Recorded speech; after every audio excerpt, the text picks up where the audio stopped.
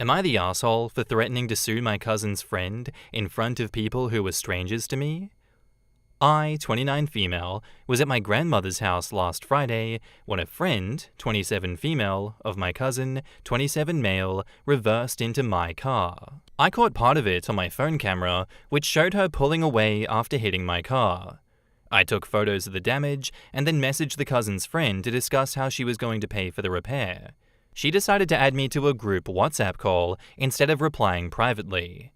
In the group call, I called her out using her name, the color, make, model of her car, and her license plate, and I mentioned I had video proof. She asked what I expected from her, and I gave her two options: meet up the next day, on Saturday, and exchange insurance, or pay $2,500 in cash.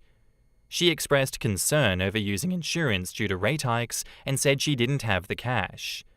I then offered to let her put a credit card on the file at the shop, and I said I would have them cap the charges on her card at $2,500. She didn't like that either. My final offer was to tell her that she had till Thursday, today, at 6 p.m. to notify me of what she wanted to do. If I hadn't heard from her by that point, I would file a police report and pursue a small claims suit.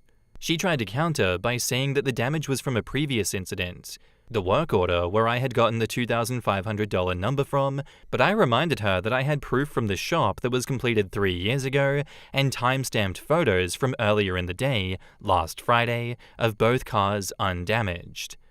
My cousin is upset about how I handled the situation, saying that I embarrassed his friend by confronting her in front of her friends, strangers to me, and that I should have offered a payment plan. Anyway, am I the asshole for threatening to sue her in front of people who were strangers to me? Mini update, 9 hours later, 6 p.m. came and went without a word, but at this point, I'm not surprised. Filed a police report, and they laughed at all the evidence that I had. Insurance will be notified tomorrow.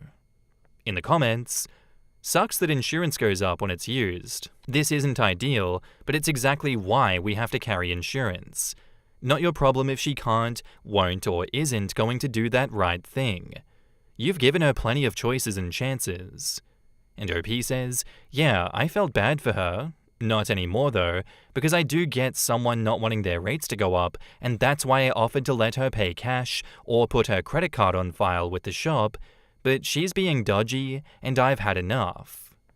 Not the arsehole. She created the entire situation, including hit and run, and the group call, not you.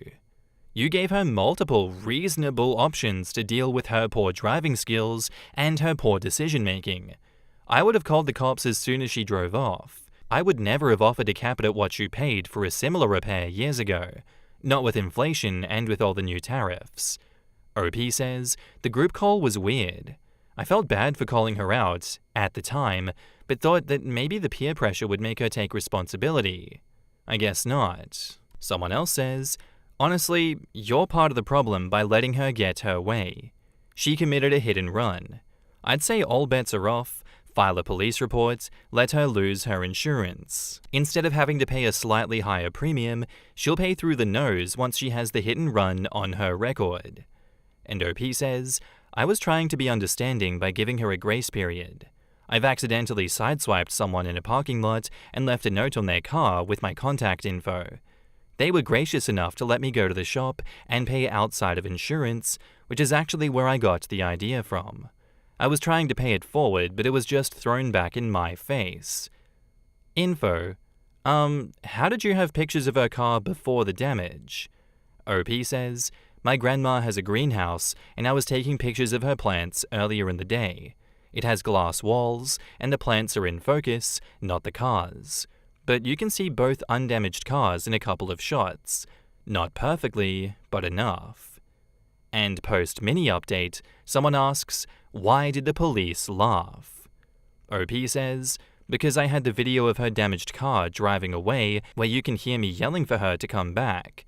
She paused and thought about it before speeding away, and the photos of both undamaged cars from earlier in the day.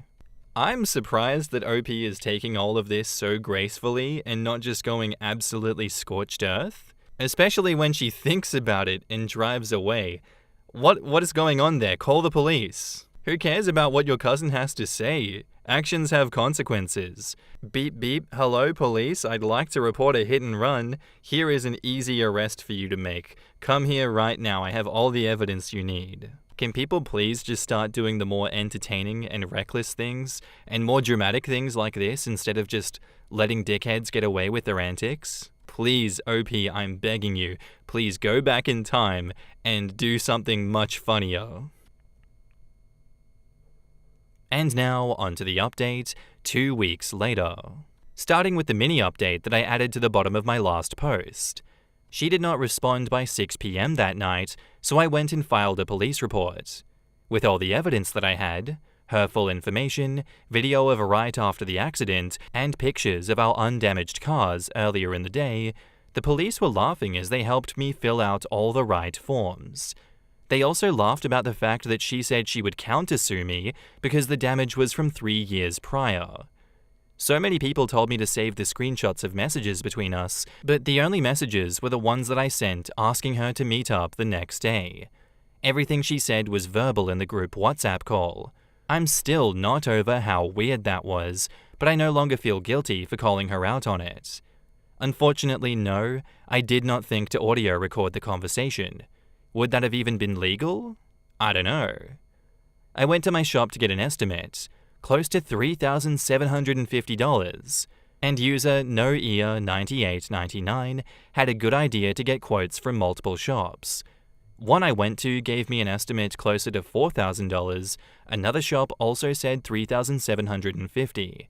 I'll probably go with my original shop regardless, because they've always done good repairs in the past, and I trust their work. At the recommendation of many people, I called my insurance company the next day. Of course, I sent all of the information and pictures I had over to them. I decided to hold off on the small claims case until insurance had tried on their end. Well, they called me earlier this week to say that she does have insurance, but not enough coverage to cover the damages. I didn't even know that that was possible. Apparently it's called being an underinsured driver. So because of that, I decided to go to small claims route too. Ultimately, she will only have to face the same charges once, but my case may go faster than the one insurance filed. Here's the stupid and frustrating thing. I might lose my no accident discount, even though it wasn't my fault and I have insurance. Ugh, insurance gives me a migraine. Mini plot twist though, my cousin was 100% trying to get in this girl's pants. Apparently they've been on a few dates and really liked each other. His idea of the next step was a super low-stakes meet the cousins kind of deal before being all official, meeting the parents, etc. We met at my grandma's earlier this week, and I called him out on his behavior towards me. He apologized and said that his friends were giving him grief for still liking this girl who has been revealed to be dishonest and untrustworthy. Her rude behavior towards me came out of nowhere, according to him. I don't know if this is true, but he made it sound like the people in the group chat were upset that she was willing to leave the scene of an accident. So thank you, lovely people, for your advice. I hope everything is going well in your lives. Everything seems to mostly be going in the right direction for me, even though it will take time to resolve. In the comments, in response to someone questioning why she waited and didn't call the cops on her for fleeing the scene, OP says, "Being kind is exactly what I was trying to do. I've been in a place where even the original $2,500 that I quoted her, much less than the actual $3,750 that it's going to cost, would have been too much for me too. I would have appreciated someone trusting me enough to offer a payment plan or any of the other options that I extended.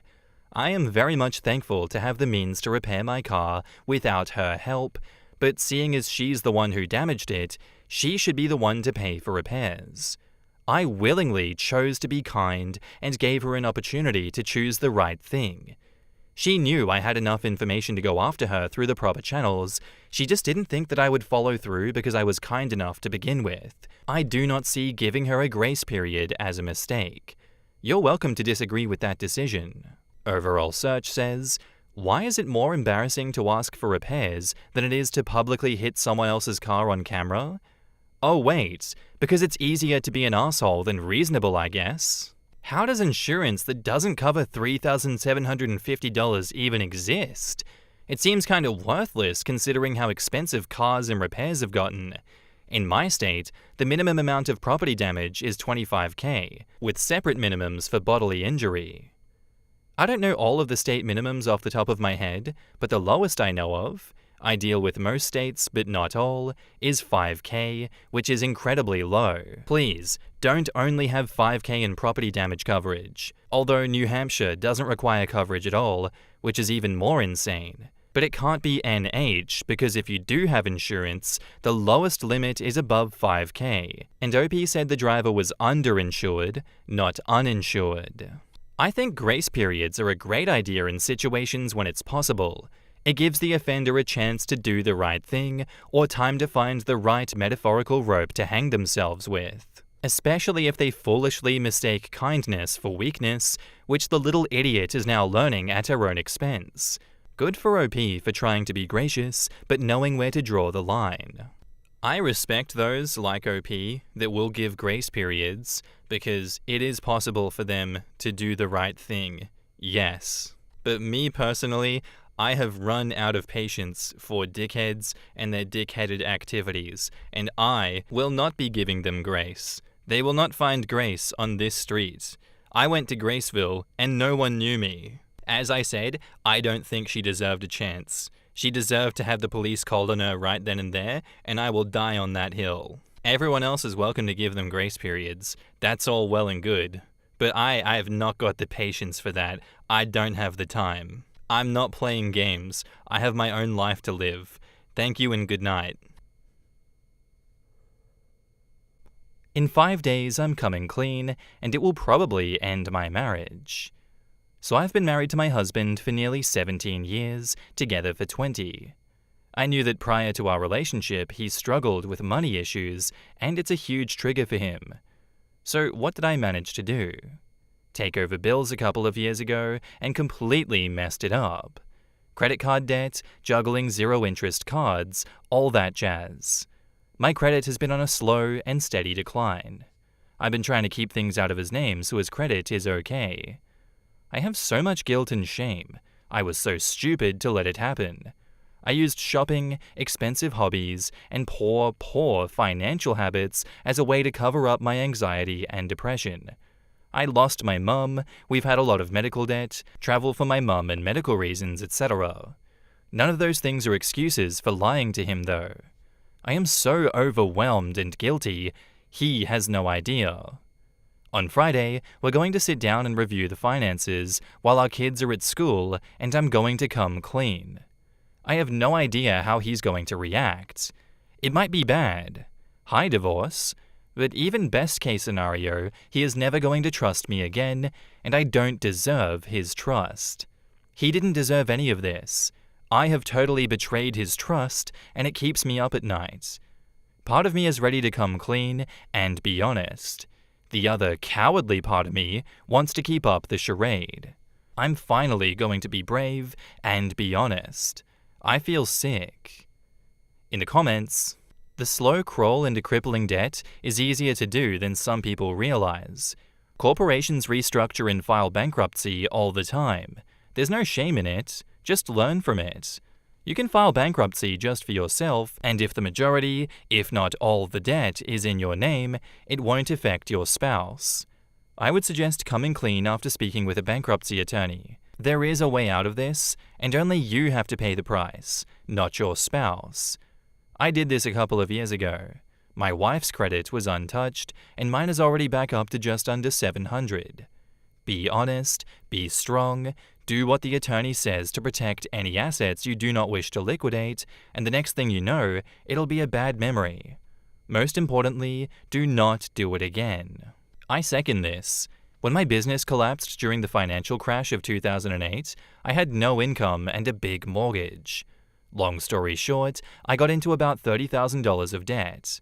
I couldn't sleep, I couldn't eat, and I couldn't think straight due to the stress. I had a meeting with my accountant, and she advised bankruptcy and explained all the benefits of bankruptcy to me. I went ahead with it and breathed a huge sigh of relief. No regrets whatsoever. The vibe I'm getting from those comments is like, shit's gonna crash and burn, but it's okay. He might still stay with you after all of this. I feel like you being a complete wreck is like warranted in this situation because that's a really, really bad thing to kind of keep from your husband for this long. That's a terribly bad thing to just put your family into. I don't know. Bankruptcy is not the end of the world, but I don't know if your relationship is going to bounce back from this one. I would feel very much betrayed if my partner did this to me and our kids. I wish you all the best of luck, OP. And now, onto the update 8 days later. First, thank you to everyone that replied and messaged. I read every single one. I appreciated the hopeful comments and identified with the harsh ones. I'm no angel in this story. So some extra info. My husband has a very high-intensity job and travels frequently. I took over the bills so nothing would get lost in the shuffle when he was away from home and he could focus on what needed to be focused on. Insert joke here, right? I was a complete wreck last week. I barely slept, was physically anxious, and was both absolutely dreading Friday, but couldn't wait for it to just get here already. Fortunately, my husband was on a work trip and my kids were busy with basketball, friends, theater, etc., and were barely home. I barely ate and lost like 3 pounds that I've been stuck on. Not recommended for a diet plan. On Friday, we plan to each work a half day and then have some lunch and look at our budget for the year. Tax returns were pretty decent and my husband got a good annual bonus, so it made sense to see what was what. He was already talking about throwing some in a CD or investment, and I just felt ill. Friday comes, and he comes home with In-N-Out and a chocolate shake for me, and I just lost it. Full-on sobbing. It freaked the hell out of him, and it took me like 10 minutes to get myself under control. Then I spilled it all. I started with, "I love you, and I'm sorry," and just let fly. That wasn't my plan. I had a whole thing written down to make sure I didn't miss anything, and it didn't matter at all. To his incredible credit, he just sat there in shock and listened. Then he definitely underreacted and went directly to "we'll fix it together" mode. He wanted some time to absorb what I'd said, and then wanted to work through our accounts one by one to see what was actually up, and he wanted to do this alone. Then we would come up with a plan. I let him be and just did some cleaning and laundry. After maybe 45 minutes, I heard him leave the house with the door slam. I wasn't about to chase him down after he asked for space to process. I did look at the computer, and it was a list of all our outstanding balances. To everyone guessing the figures, here you go. I assumed it would be $60K based on my rough math, but I had forgotten a couple that I had on autopay. $96,000 in debt that he had no idea about. He messaged me a while later that he was going to stay by his mum for the night and would be back to pack a bag, and that he would rather not talk yet. I respected that and made myself scarce. He came home the next day, and we manufactured some time alone to talk by sending the kids out to run errands. The oldest can drive and loves any excuse. The heart-to-heart was basically this.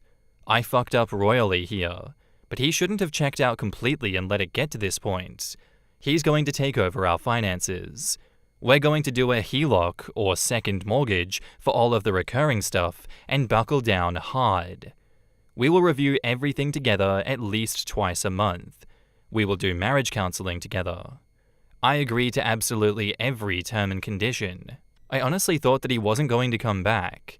Things are chilly at best right now, and I am so desperately sorry and sick over the hurt that I caused. At the same time, there is a deep sense of relief that, whatever happens, I am no longer lying about it and everything is out in the open. Maybe he'll still decide that he can't move on, but I'm going to own whatever happens. In the comments, Taylor5 says, "The best solution to solving this together is full transparency and showing that you are committed to actively attacking this debt, so if you don't currently work, get a job. Also, I don't know if you can do it in your country, but in mine, I can link banking apps to send notifications whenever there is a transaction. You can set it up to go to you both, so you can both monitor each other. This is a joint situation and will build back trust, but $96K? Wow. Do you even have anything to show for that? How did you manage to keep getting credit? That is insane.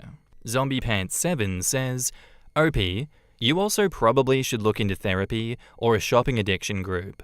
Almost $100,000 in debt is like gambling addiction levels of having a problem. Good luck though. I hope you two work it out and find a way forward. You might also consider picking up some additional income to work down the debt. Step Apparent says, agreed. I did this a few years ago and am still fighting the urges that go along with it. There is a deeper problem to solve. I've tried several therapists, but a group would be awesome. I just had a hard time finding anything near me or online. Random Shit Talking says, quote, the heart-to-heart was basically this: I fucked up royally here, but he shouldn't have checked out completely and let it get to this point. Nah, you're not gonna blame him for not paying attention. OP says, those were his words. The blame is on me here. I feel like I've been pretty transparent about that. This is where he landed on it.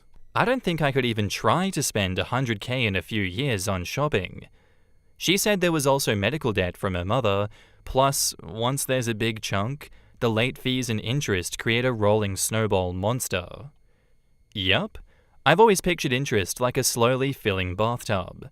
At first it's fine because it's just a few drops coming out of the faucet, but every month somebody turns the faucet a little more, and if you don't do anything at all to stop it, your house gets flooded.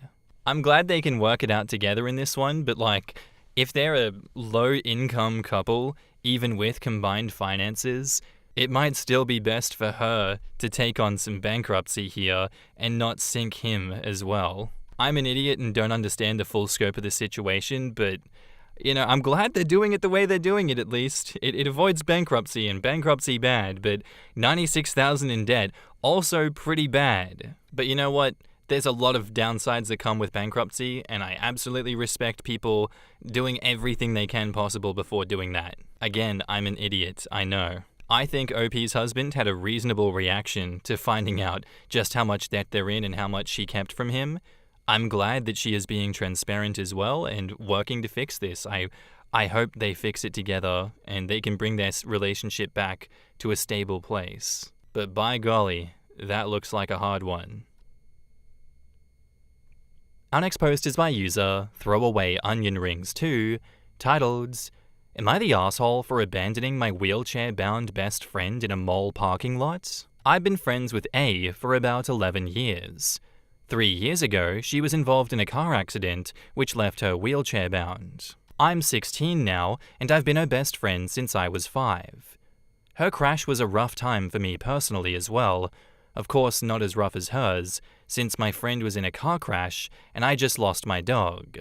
But I put her in front of losing my dog, even though 13-year-old me was wrecked, and tried my best to be her rock while she was in tough times.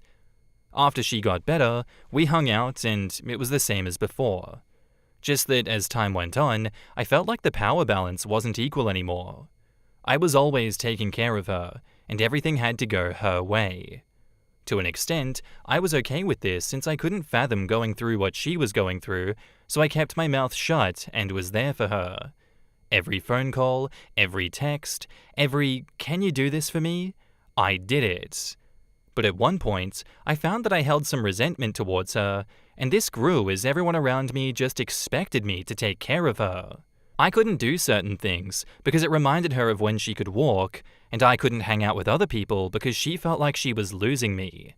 I had to get up whenever she wanted something, pick up whatever food she ordered, tie her shoelaces, carry her bags around, walk her dog, take her things to class, and so on. Whenever I complained or tried to vent, I was always hit with the, "But imagine what she's going through. Poor thing." And so the resentment grew and grew. This blew up yesterday. Yesterday, we were at the mall picking things out, even though because of my asthma, I really didn't want to go out, and she got caught with some unpaid clothes in her bag. She just blamed me in front of everyone in the store, and only when the security camera showed her putting something in her bag, she admitted to lying. I was furious. And after I called a car for her, I told her to stay away from me and find someone else to take care of your lazy ass since I'm not your fucking mum. And left her in the surprisingly well-lit parking lot. Her mother, who was absent through a lot of this time due to God knows what, phoned my mother saying that I broke her daughter's heart and abandoned her in a car park. And everyone except for my dad is telling me that I crossed a line and put her in danger and to put myself in her shoes. Everyone's telling me that I'm not a true friend and that I am selfish. It's kind of getting in my head, and I don't know if I'm right as I thought I was. Sorry about how long this is, that's what he said. This was about 2.5 years worth of venting, but am I the asshole? In the comments, Farts Live in My Butt says, Info. Why didn't the store call the police or her parents? It seems really strange they would go to the trouble of reviewing security footage to verify who shoplifted and then just let her go. OP replies, yeah, sorry about the unclear phrasing. So I'll answer this because a lot of these questions are here in my chat. We weren't there to steal or anything. I was picking out some clothes, like to buy them. I said, got caught with unpaid clothes because I wanted to give her the benefit of the doubt since it could have been an accident, but then she blamed me, so yeah. I called her a car since she was my friend for almost all of my life, and it was my job for a lot of our relationship, so I did it. Also, I had the car's phone number on the top of my list, so it was just more convenient. She cried about her trauma and everything she went through, and the manager looked kinda scared to press her into anything, so he just warned her and let her go. I mean, it's hard to arrest a teen girl crying about her legitimately horrifying accident for stealing a couple of shirts. I feel a bit bad for him since he looked absolutely lost. Farts in My Butt replies, so why did they even look at the footage? Were they going to press charges if you were the one who did the shoplifting? And OP says, probably, but they did mainly because I caused a scene, and if I really did steal it and put someone else, especially someone vulnerable, in a situation like this, then the crime is a lot worse than just shoplifting, which I did not do, which then I would be pressed with charges. Damn, crazy how you can ruin a friendship that is so beneficial for you with one fell swoop like this. What a psychopath! Blaming OP for stealing the clothes and then being like, well, she's obviously taking advantage of a mentally messed up, physically disabled woman. Yeah, I could never do this. Don't look at the tapes though. And after some arguments with friends recently, I can understand why so many people would say OP crossed a line and put her in danger. A lot of people, even when told the truth about a situation like this, probably just don't want to believe you. You could give them all the evidence in the world that you were hard done by, that the other woman in this situation actually put you in a situation, and they'd still be like, well, it just sounds like an evil thing that you did, and I'm willing to believe it. I like them more than I like you. Sorry, that's a bit of projection by me, absolutely, and I hope that other people don't have to deal with similar situations like this, because certainly sounds like OP's having everyone in their life take the perpetrator's side here.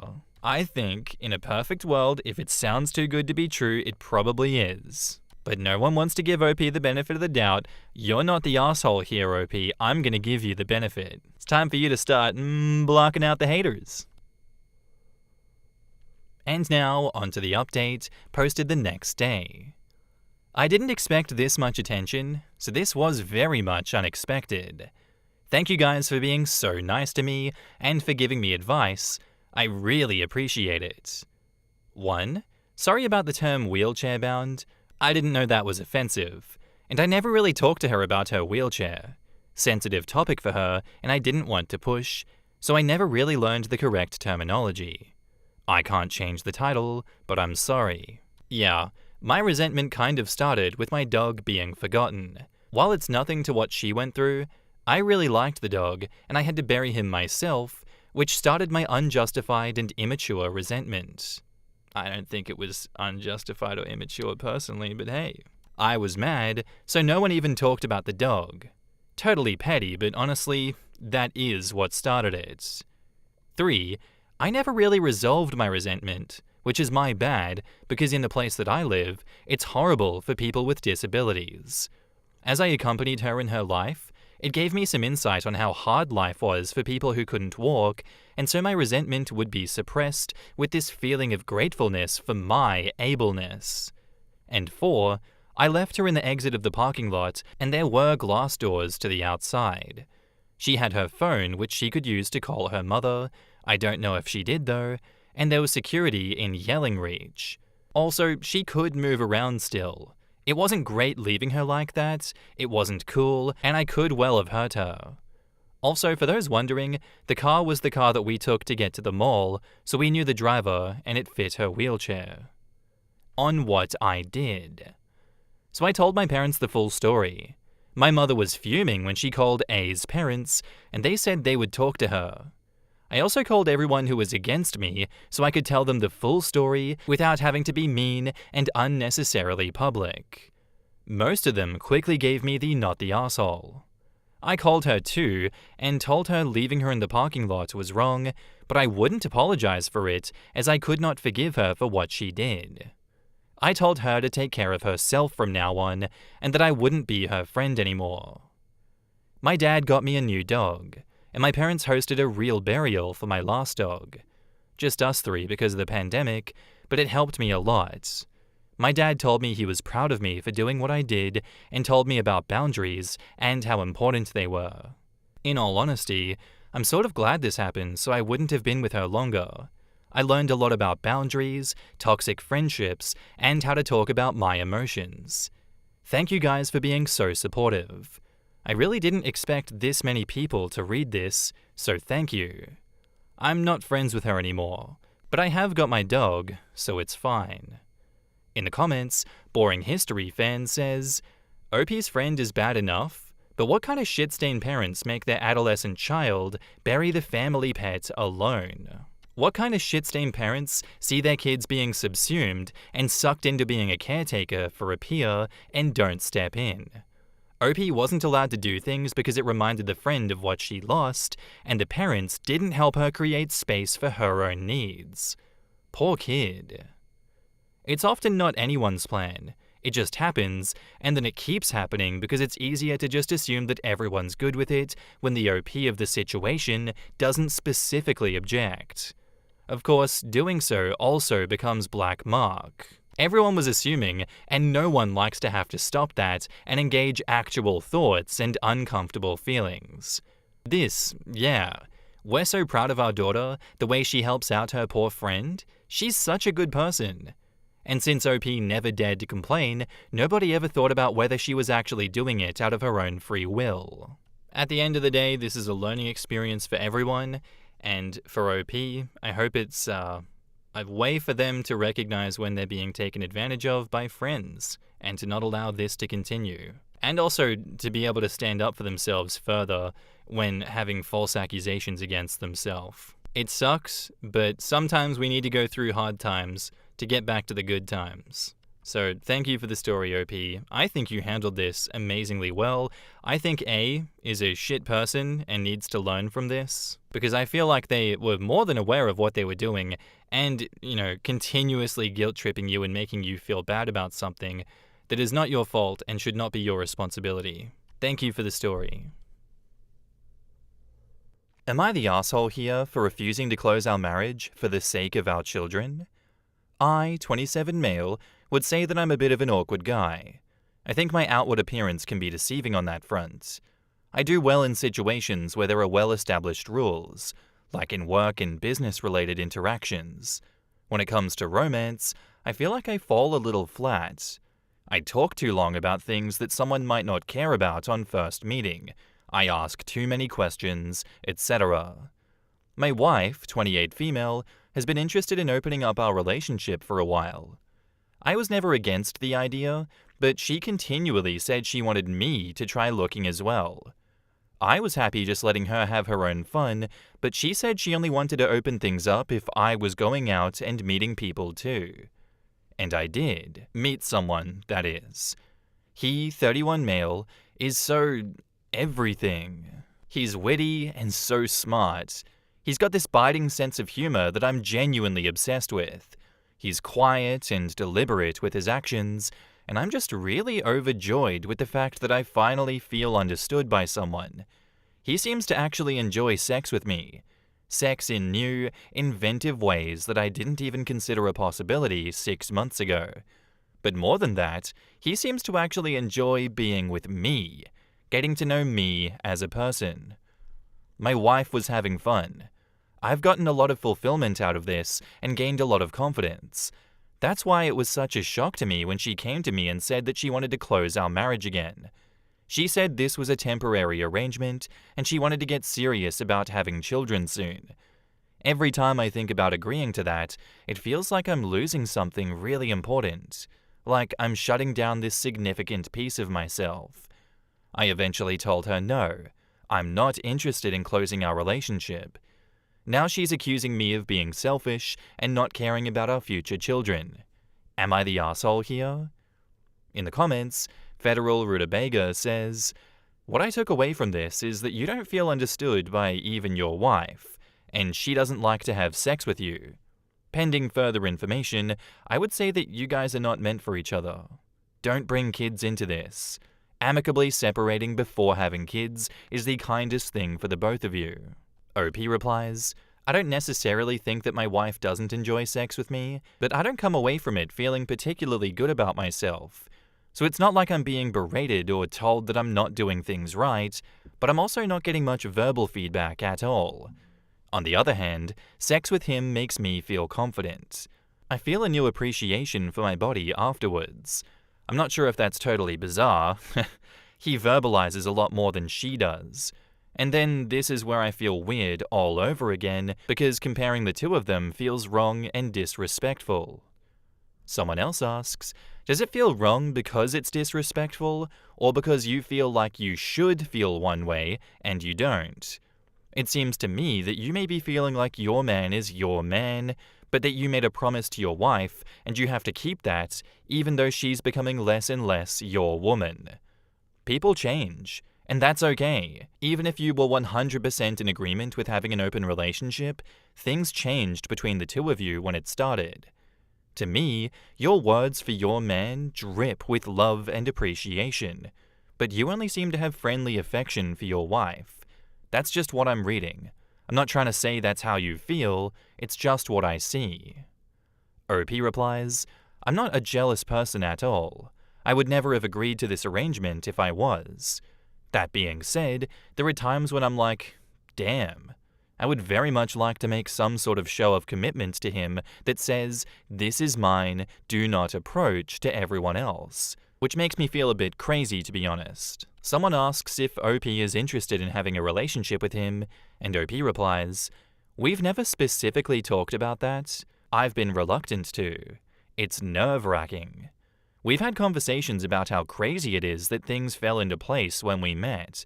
Like, whoa. Suddenly, you're one of the most important people in my life. Suddenly, I have clothes and a toothbrush in your apartment, and I'm snoozing my alarm to stay in bed with you for a little longer. I've never been that type of person. Life is weird." Someone else asks, did OP know that he was attracted to men? OP says, "I knew I was attracted to men prior to this, but it wasn't something that I entertained as a real possibility. And then when I started entertaining it, I always saw myself in a different position than the one that I'm in now, if that makes sense. I had some preconceived notions that you can't be masculine and bottom, or that you can't be masculine and be taken care of, or be the little spoon. I've been proven wrong on many such occasions." I feel like we could spend hours talking about this one, and while it is all sunshine and rainbows currently, people are acting like limerence isn't a thing right now.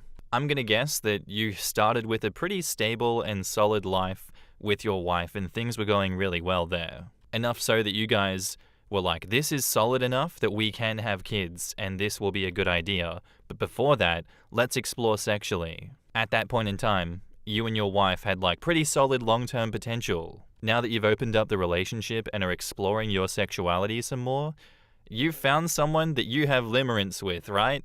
And it is skewing your perception of reality. Do you actually have long-term potential with this person? Is it worth throwing away a marriage that right now you don't feel good about because you're comparing it to this situation that you're in with this man?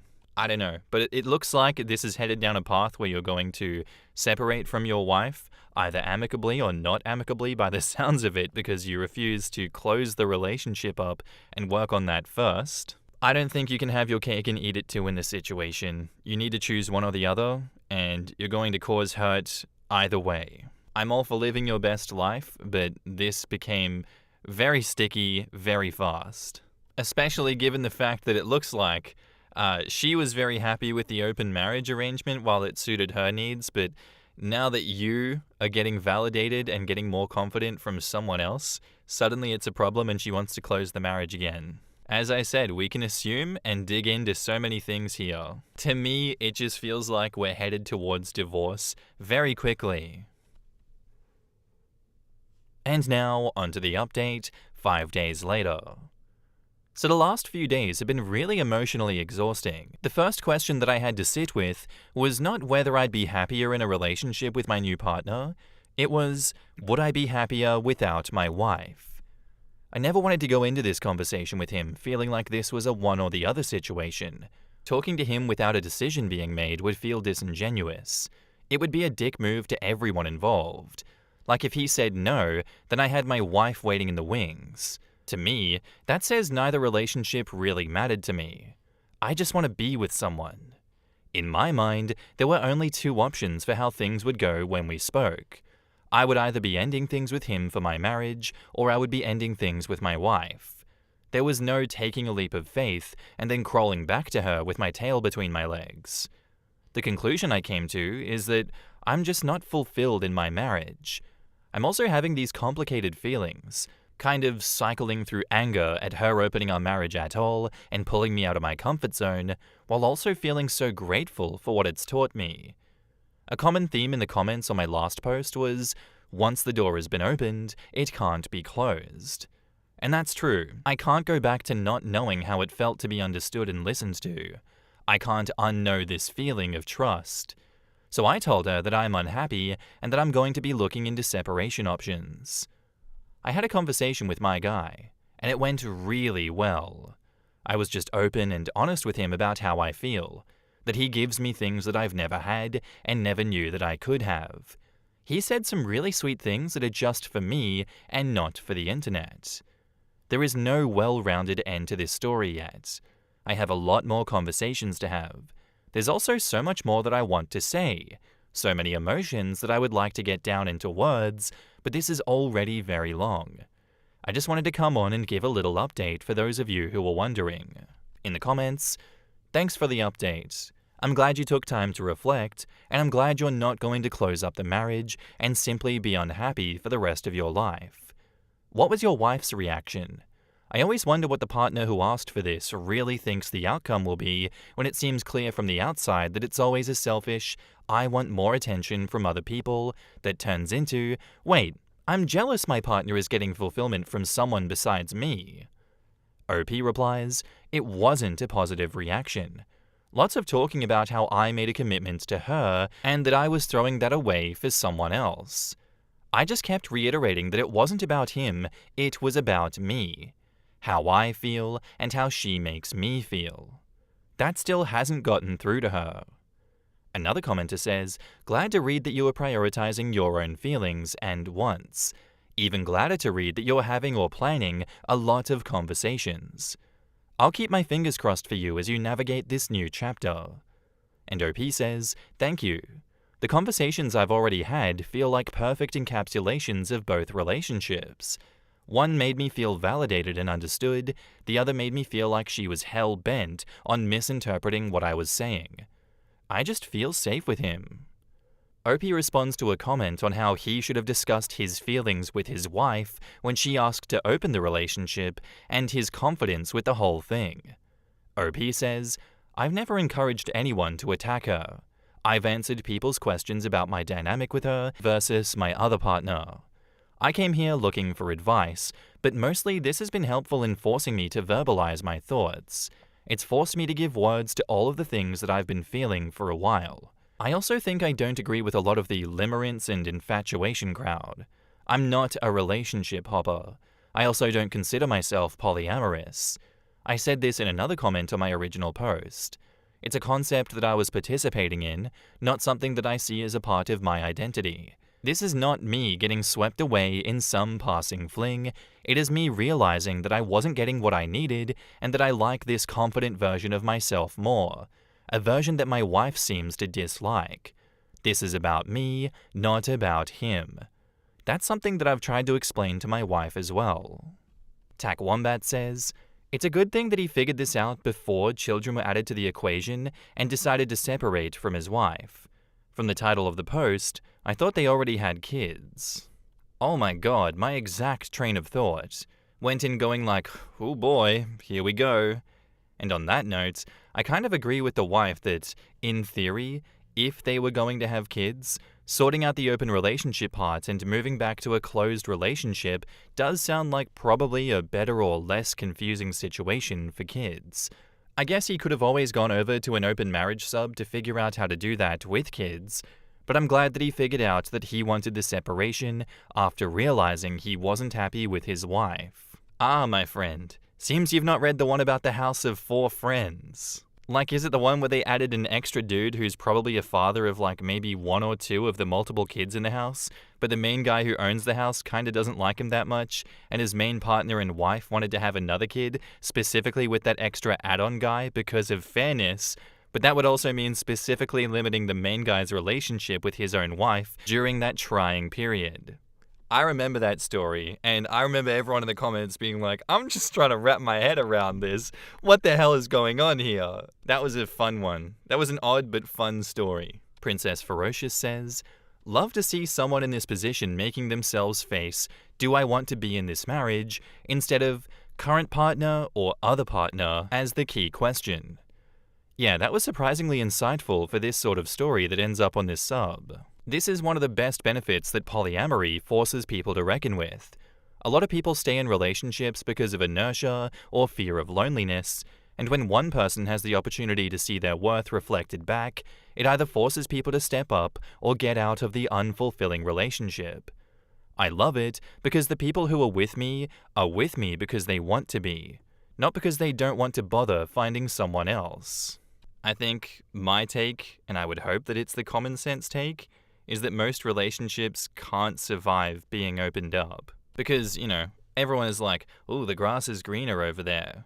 But if you start with a dead patch of grass like OP is in, and someone starts giving you back the affection that you give to your partner, of course you're not going to want to go back to your dead patch of grass. I'm glad that putting this story out into the world helped OP verbalize their thoughts, and as they said, forced them to give words to all of the things that they've been feeling for a while. I hope they come back with another update in the future telling us how well everything goes after the separation, because we all know how messy that can get in situations like this. Good luck, OP, and thanks for the story. Our next post is by user ThrowRA Sleep Time, and it's titled, I, 25 female, begged my partner, 28 male, for an open relationship, and 8 months in, he left. Sorry guys, I couldn't help myself. This is too good. 8 months ago, I asked my partner for an open relationship as I got bored with him. Nothing wrong, but he just didn't excite me much. And he agreed. But he proceeded to tell me that there's a catch. If he catches feelings for a partner, then he's going to leave me for her, and that's exactly what happened, and I want him back in my arms. He left me for his new partner, 28 to 29-ish female. What can I do to win back the love of my life? In the comments, Darkened Skies 5 says, not gonna lie, that's the ultimate reverse card for this situation. Big ups your ex. OP asks, really? Yes, really. You played yourself. He didn't excite you, so you asked for an open relationship, and now you want him back when he caught feelings for someone else while in the open relationship that you asked for in the first place. You only have yourself to blame for this one. You should stay single for a while and grow up. OP says, I don't want to be single. I want to prove to my boyfriend that I can be better now. Hopeful Cranberry says, it sounds like he warned you clearly that he didn't want an open relationship and would use the opening of yours as a chance to meet new people to move on with, and you ignored him. There's really no fixing this situation without a time machine. Well, if it isn't the consequences of your own actions. OP sowing? Ha ha ha, yes, hell yeah. OP reaping? Well, this fucking sucks, what the hell? OP says, why do you wait 8 months to leave me then? OK very much replies, it can take time to develop feelings, like, why does the time matter? Whether it was 8 days or 8 months, he told you the risks. Guys, I love open relationship stories, they're so good. And now, onto the first update. Probably nobody asked for this, but here's an update. I was kicked out of his house last Sunday. That's 6 days ago now, and I excruciatingly miss him. I will do anything to get him to return to me, but he looks happy on social media with his new partner that I'm pretty sure he was cheating on me with. Okay, definitely didn't expect you to attack him with that one. Anyways, I tried calling him. No answer. I saw him in public, and he pretended to not even know who the hell I was. He won't acknowledge my existence, so I went to our former place just to talk, and things got hostile. His new girlfriend hates me for some reason. I didn't even know her, and she proceeded to try and attack me while he tried to split us up and get me out the door. When he had his back turned, she maced me, and now he's trying to file a restraining order on me. The hell did I do wrong? She attacked me and pepper sprayed me. How can I convince him that he's dating a psychopath? In the comments, Kooky Nectarine says, correction, he was dating a psycho. Lol. Leave that man alone. Learn from your mess up and do better next time. OP says, referring to me? Duh. You brought this all on yourself. He didn't cheat on you. You asked for an open relationship, and this is the result. He dumped you for someone that loves and respects him. The only course of action you have open to you now is to walk away and get therapy. And OP says, I'm in therapy already. Well, then you need to find a better therapist because this one's not working. And now, onto the second update, 7 days later. Well, this will probably be the last update. The restraining order has been filed, and I'm not allowed within 100 feet of my ex Harry and his new girlfriend Jess. I'm planning to move back to my home in Arizona and start over. They're happy, and I just want to find peace within myself. Thanks for everyone's advice and opinions.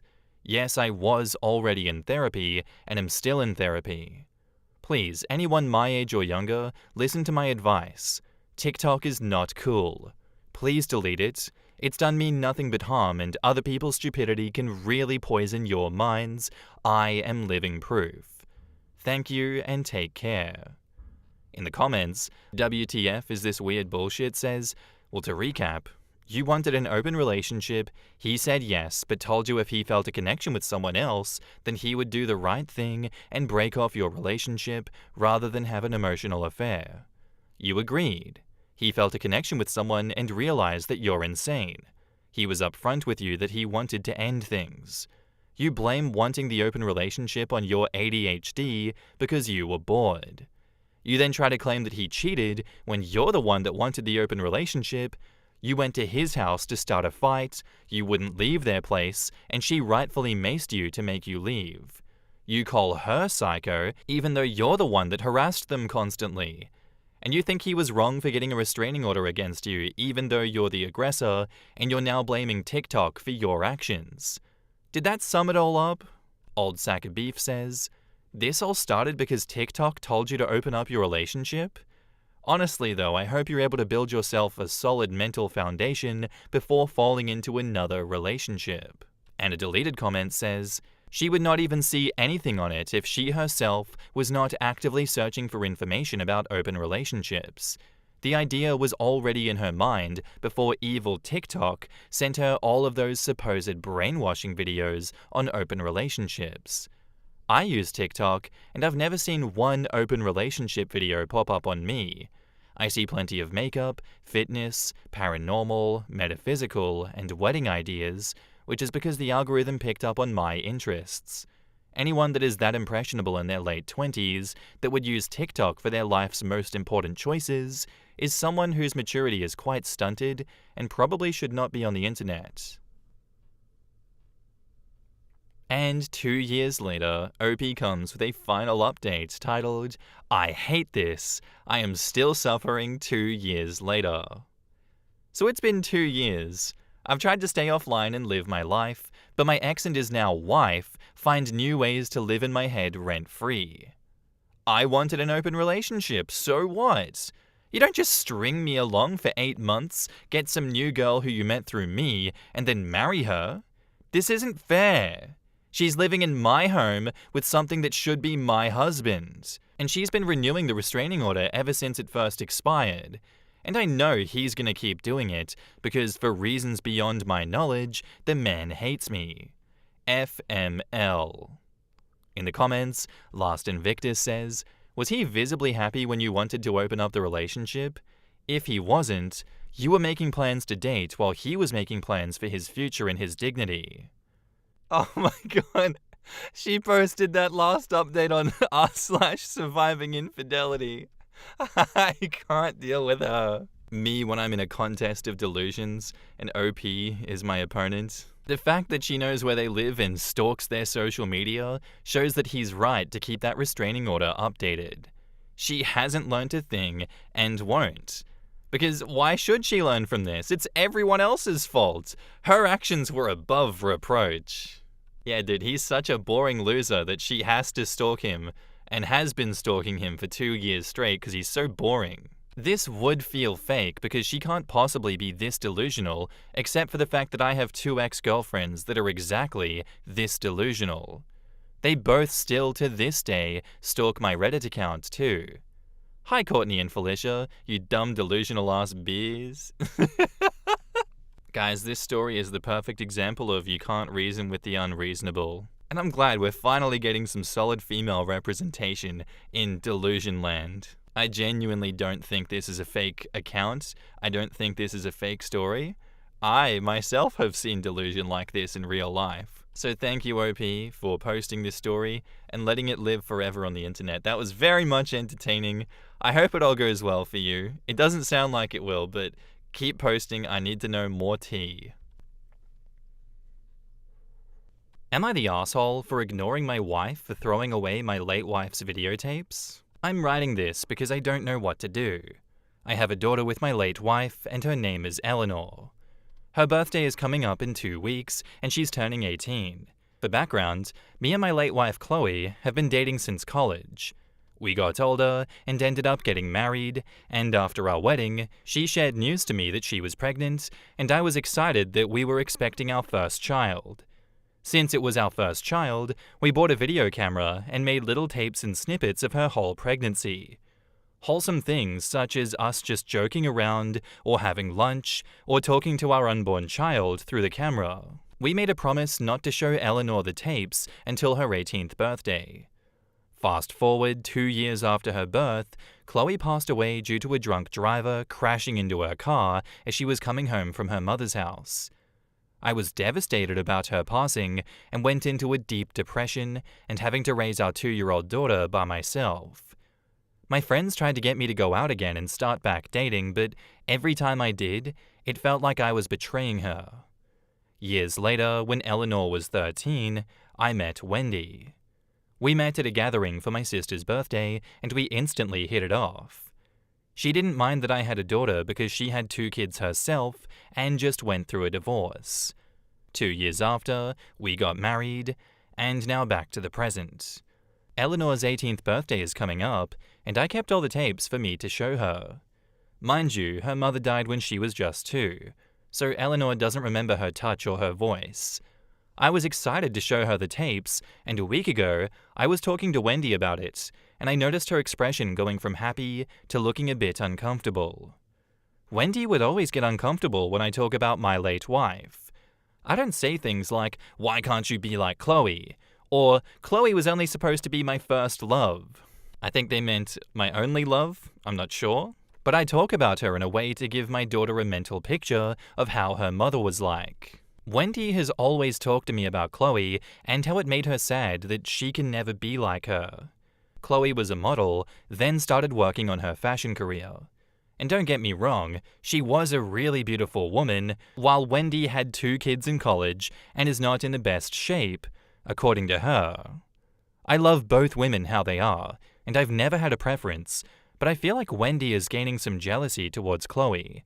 I told Wendy that I love her just the way she was, and she broke down crying. The next day after that incident, she came up to me and apologized for the way that she acted last night. I told her it was okay, and that it's good that she felt comfortable to share her feelings, and I gave her a tight hug and a kiss on the forehead. She asked to see where the tapes were at, and I showed her the box of videotapes of my late wife in my closet. Things were going fine until yesterday morning. I was looking for the tapes because I wanted to put them in a prettier box for my daughter, and when I went to go find them, the box wasn't in my closet. I looked everywhere to the point that I walked downstairs to see my wife laying on the couch watching TV. I asked her about the box, and she told me that she threw it away with a neutral expression. My heart dropped, and I asked her what she meant, and she told me that I talk about her too much and that I need to move on with my life, so she threw them away as a head start. I was fuming with anger because not only did she throw away what I had left of her, she threw away my daughter's big surprise. We quickly got into an argument, and she noticed how angry I was, so she started apologizing. I got to the point that I started crying and locked myself in our bedroom. It's the morning, and I'm writing this in my office, going through my computer, finding old files, or any type of video of my late wife to give to my daughter, because sometimes my daughter still cries that she never got to meet her mother, and I really thought that it would bring her close to her. I've been ignoring my wife for the past day, and she's been texting me non-stop about how sorry she is, but I really just can't look at her right now. It's getting to the point that our mutual friends are texting me to accept her apology and to just get over it since Chloe died over 10 years ago, but I'm trying to ignore them all because they never had someone so close to them die.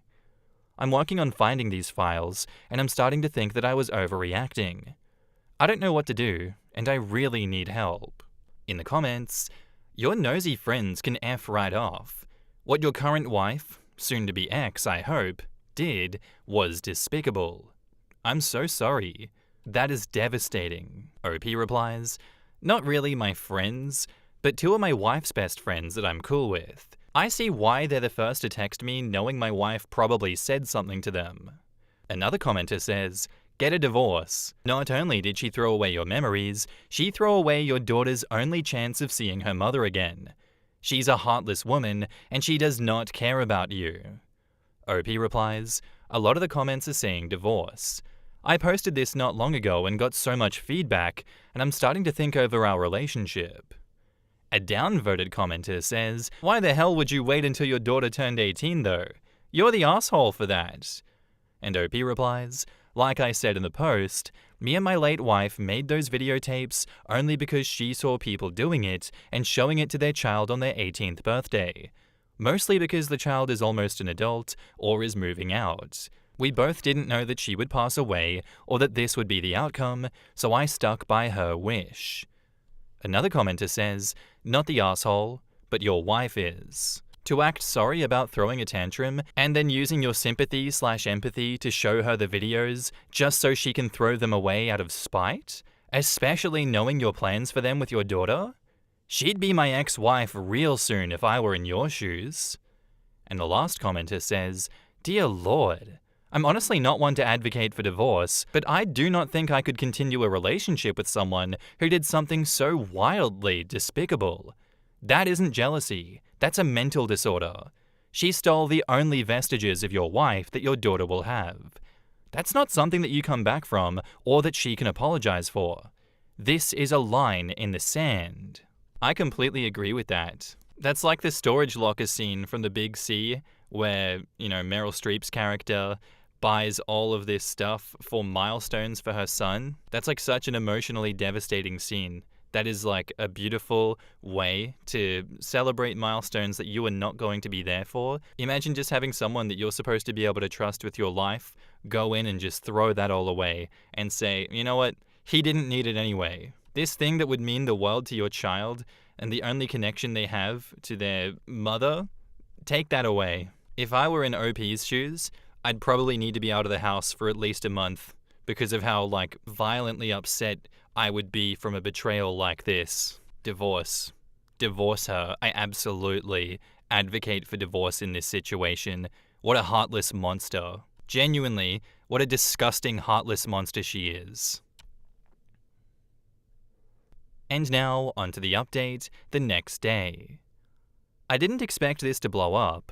I came on here to look for general advice, and now I have thousands of people talking to me in my DMs. I'm going to be answering some questions that I'm getting asked about the most.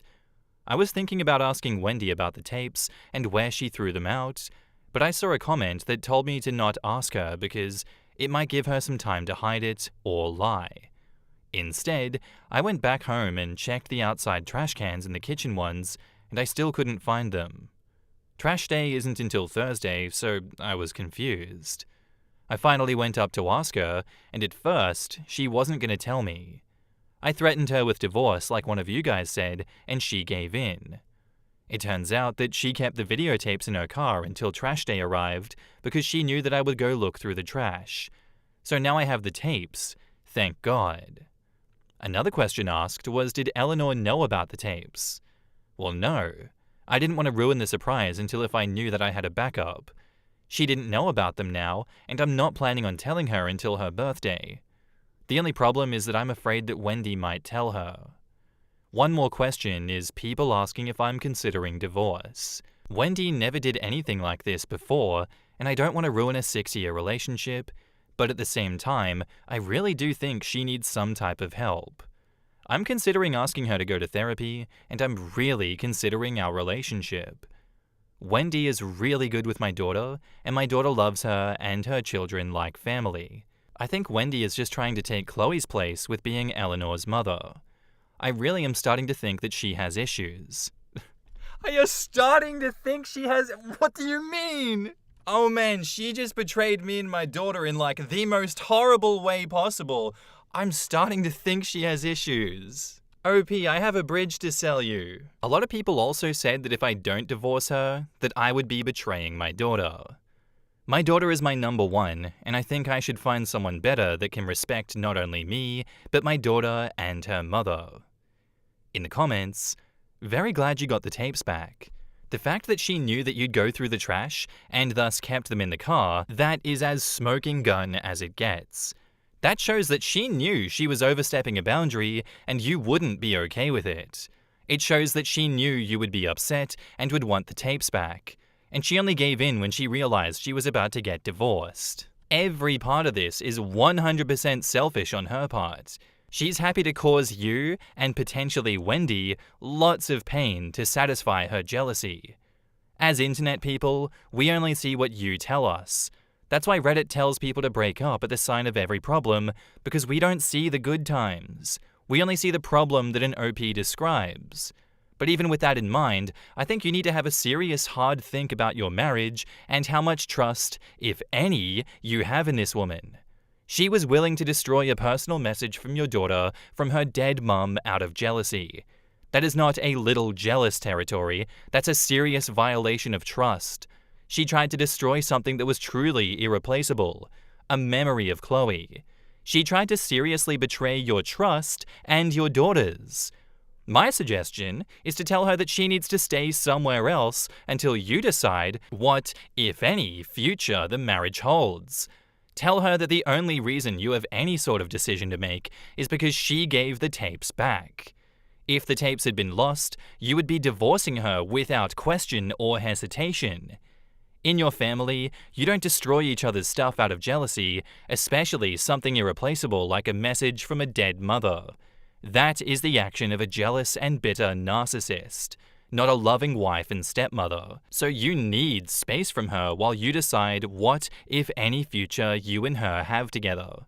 In that time, you strongly encourage her to get some personal therapy to deal with her apparent extreme jealousy of a dead woman. I'd also suggest that you should tell your daughter everything.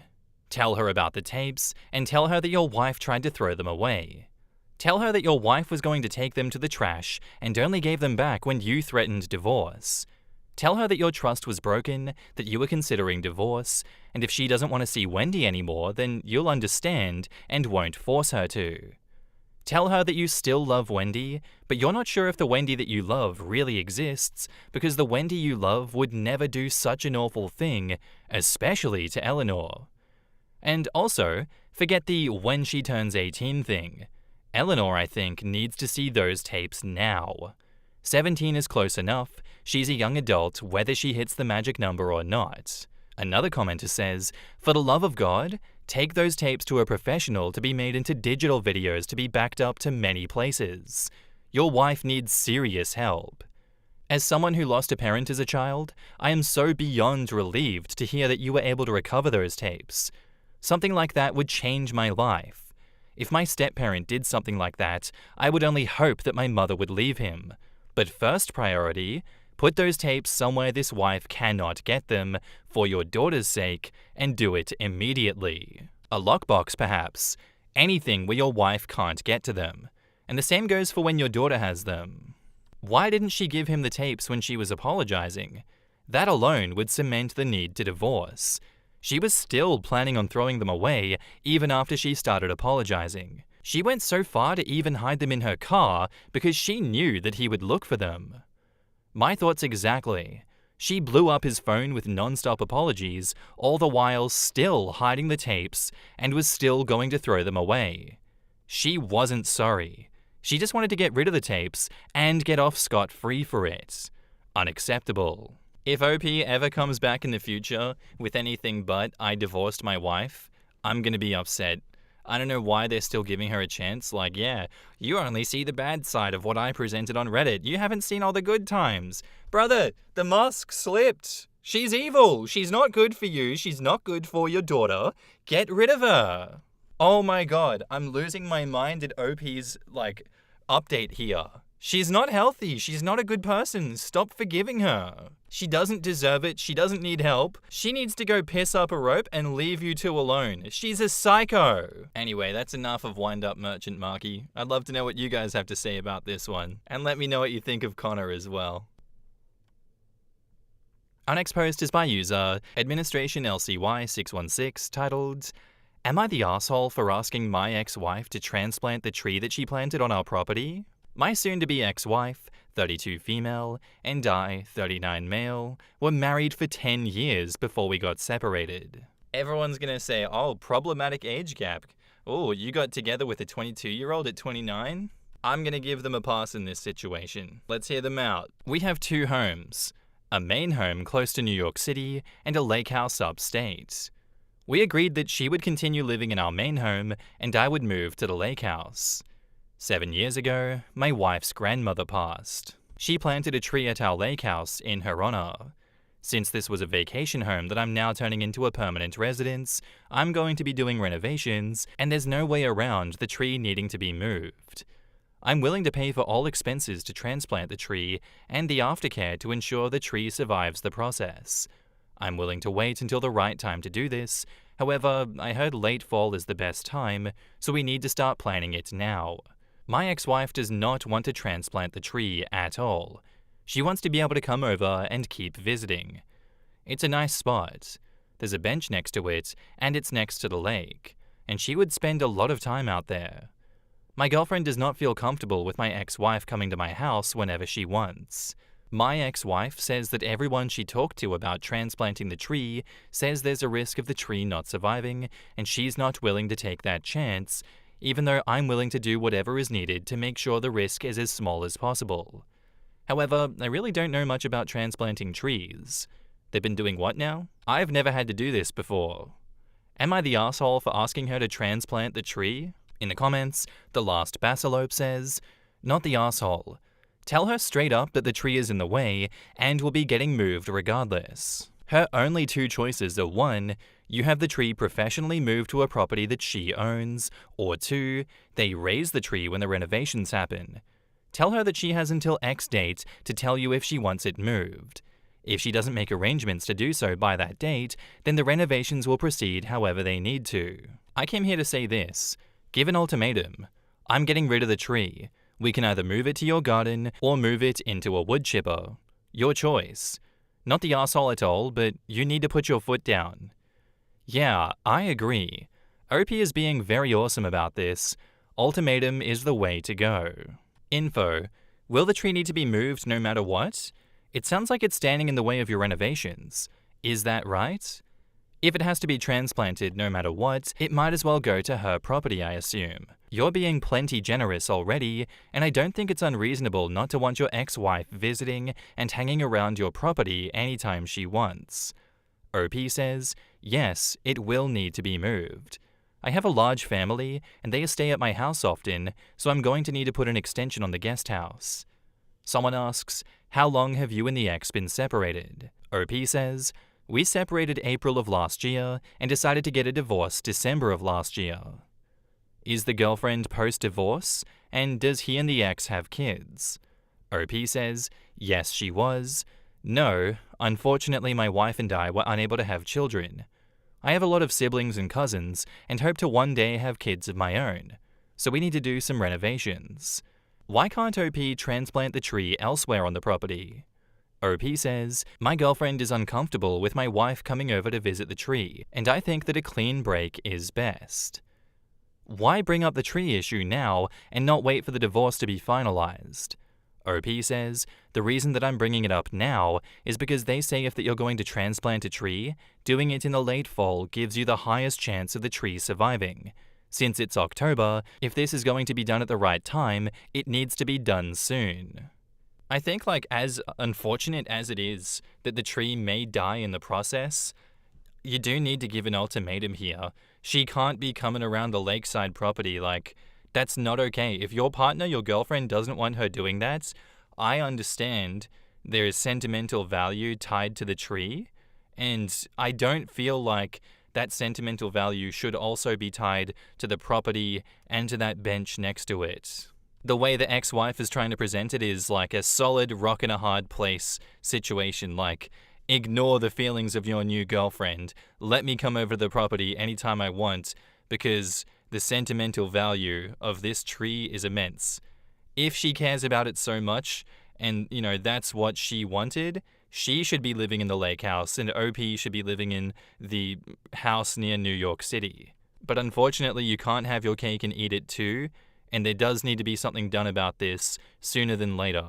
Yes, this really does suck, but I don't think you, OP, are an asshole for wanting to move the tree and have a clean break from your marriage. I think you're being more than reasonable. And now, onto the update, 12 days later.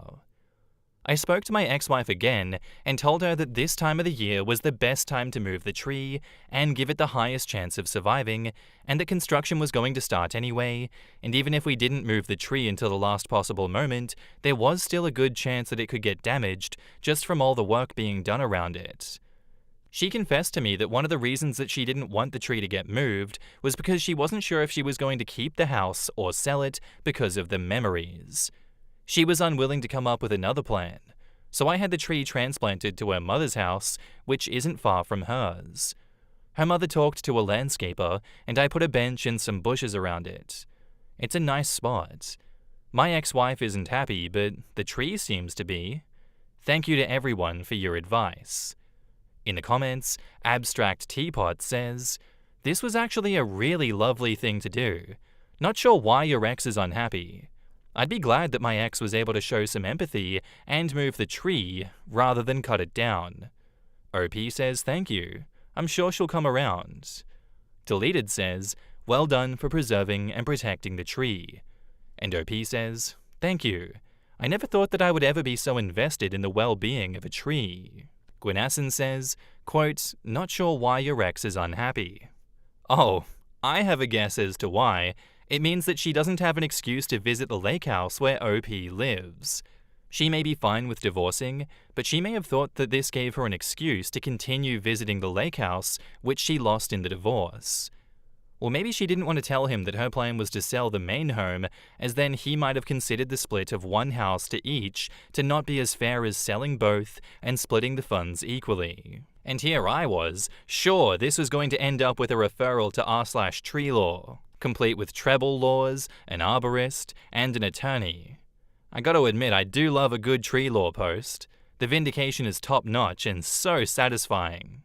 For those that are gonna scream, Marky, Wow, it's been years since you covered tree law. Tell me when the last time there was a good story with an update from tree law. Be for real now. Don't come at me, come at r/tree law for not providing the goods.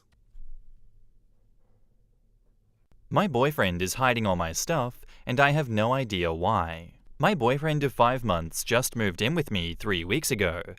He had some problems with his apartment, damp walls, and it had to be renovated. As my roommate is currently spending some time abroad, I told him that it would be okay if he stayed at my place for 4 to 6 weeks. He'll be able to move back to his own apartment by that time. So now we've been living together for 3 weeks, and things started out great. Jealousy had been a bit of a problem between us because we often go out separately, probably once a week, but coming home to the same apartment helped him get over his unjustified jealousy. But there's been one new problem. Now, this may seem petty at first, but I'm really at my wit's end with this one. Ever since he moved in with me, things started disappearing and then reappearing one day later in the same place that they were missing from. I'm talking about documents, small household items, and food. And it's not like losing keys and then finding them again somewhere. I specifically look for something in a certain place where it isn't, but is there the next day. For example, I like to take a chocolate bar with me to work in the morning, and for that, I normally have a pack of chocolate bars at home. Shortly after he moved in with me, I woke up to find all of the chocolate was gone. I asked him about it, and he said he didn't know anything about it. I come home just to find the chocolate bars are in the cupboard again, and I ask him, and he says he doesn't know anything about it. Maybe you just didn't see them in the morning, he says. We're talking about a large pack with about 12 chocolate bars. How can I not see that? At first I thought that it was maybe some strange kind of humor, but he seems angry when I bring it up, and it's starting to really piss me off.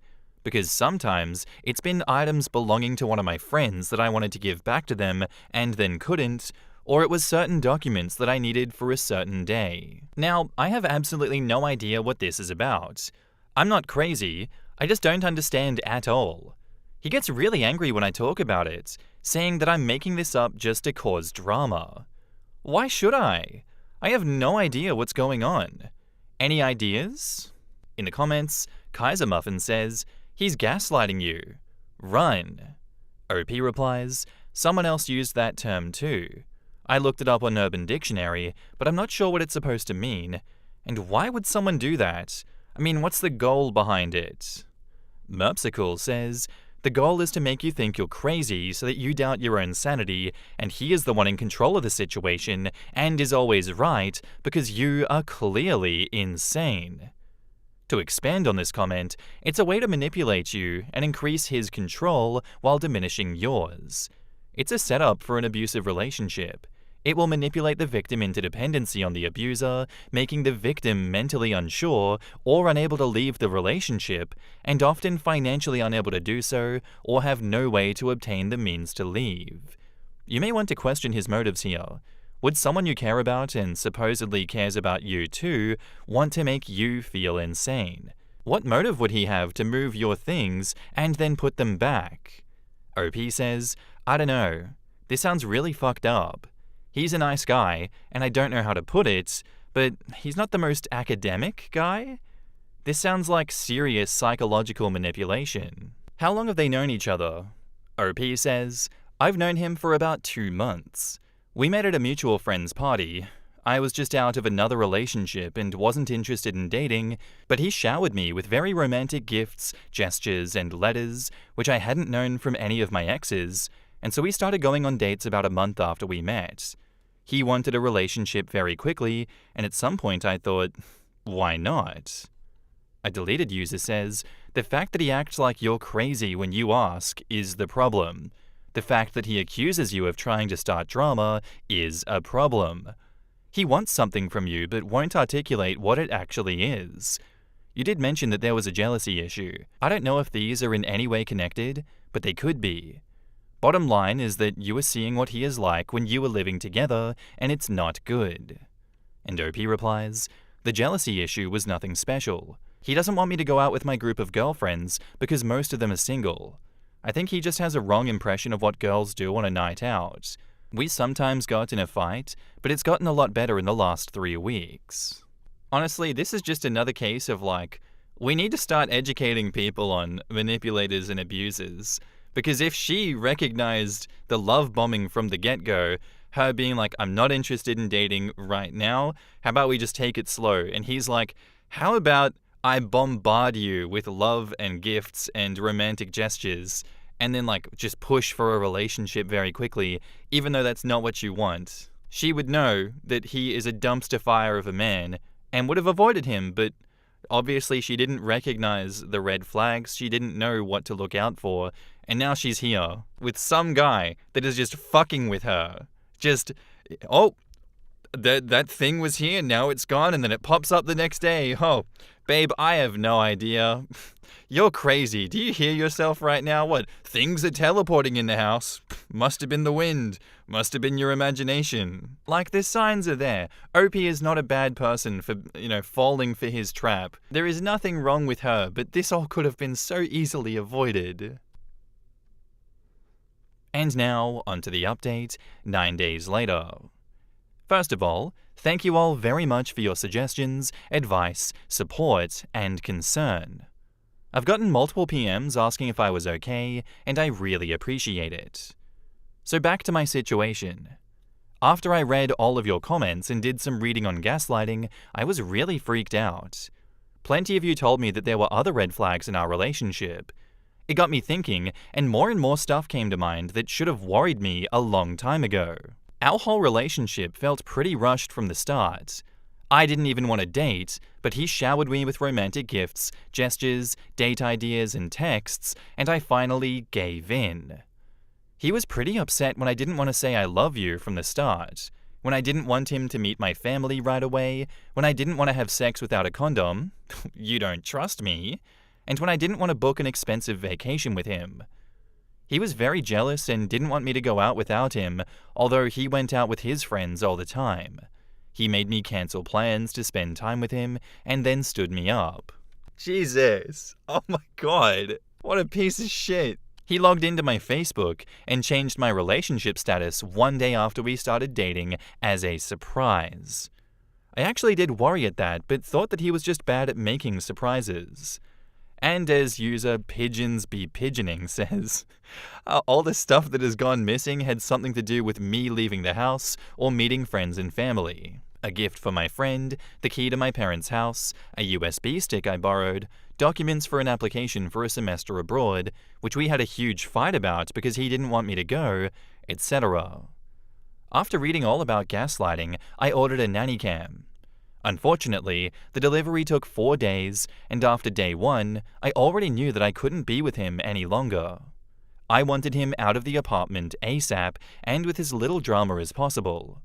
I told him that my roommate had gotten a really interesting job offer and would cut her vacation short and come home in a week, so he had to move out. He was pretty angry, but I told him that there was nothing I could do. I also told him, as some of you suggested, that his landlord had to get him a place to stay and that he should call him. The next day, he told me that he talked to his landlord and he could move back in his own flat on the following weekend. The renovations had not taken as long as planned. At this point, I doubt the apartment ever had damp walls to begin with, but who knows? In the evening, he asked me if I wanted to move in with him because it works so well and you don't even like your roommate anyway. I never even said that. I told him sure, I would move in with him in June, and he was pretty excited about it. While I was waiting for the nanny cam to arrive, there was one incident when something went missing. A book that I had ordered for my dad over Amazon and wanted to bring him the next day. At least that's what I told my boyfriend. Of course, in the morning, the book was gone. I chose to ignore it, and he reacted quite strange to it. Even asked me on my way out if I had taken the book with me. Why on earth would he ask that if he didn't expect a reaction from me? I just asked, what book? Oh, the book you wanted me to bring your dad. I don't know what you're talking about. In the evening, the book was on my desk again, of course, and I ignored it again. 2 hours later, he casually walks by my desk and says, "Ah, that's the book I was talking about." I just said, "Oh, that book." And he seemed pretty angry for the rest of the evening. 2 days later, the nanny cam finally arrived. I set it up while he was at the gym, and again, when he was there, placed a letter that I needed for work on my desk. I wasn't surprised at all when it was gone a few hours later and reappeared the next day. When I finally was alone at home again and could check out the nanny cam evidence, I only saw what I already knew. He took the letter while passing the desk, put it in his gym bag, and put it back a few hours later. However, as soon as I saw the evidence, I decided against confronting him. To be honest, I was scared of his reaction and had already decided to break it off as soon as possible. Also, the camera didn't show me his motive, and I figured he probably wouldn't tell me anyway. However, it frustrated me very much that I would probably never know why he did it, and on the last evening before he moved back to his newly renovated apartment, I told him that I wanted to watch an old movie called Gaslight. Thanks for the tip, everybody. It really is a great movie. He sat with me through the whole movie, but was quieter than usual while I talked the whole time about how unrealistic the movie was, and that he was obviously insane. I actually expected some kind of reaction from him, but he just sat there looking nervous. On Sunday, he took all of his stuff back to his apartment. My brother had organized someone to come and change the locks, and as soon as that was done, I wrote my boyfriend a text telling him that it was over. I had no interest in being contacted again, that our breakup was final, and that I thought that it was very sad that he had to hide my things to keep the relationship interesting. Since then, he called me more or less non-stop, but I haven't picked up, and I won't. I know this isn't the most heroic or exciting ending. I could have confronted him with the video evidence, but instead, I cowardly broke up with a text message.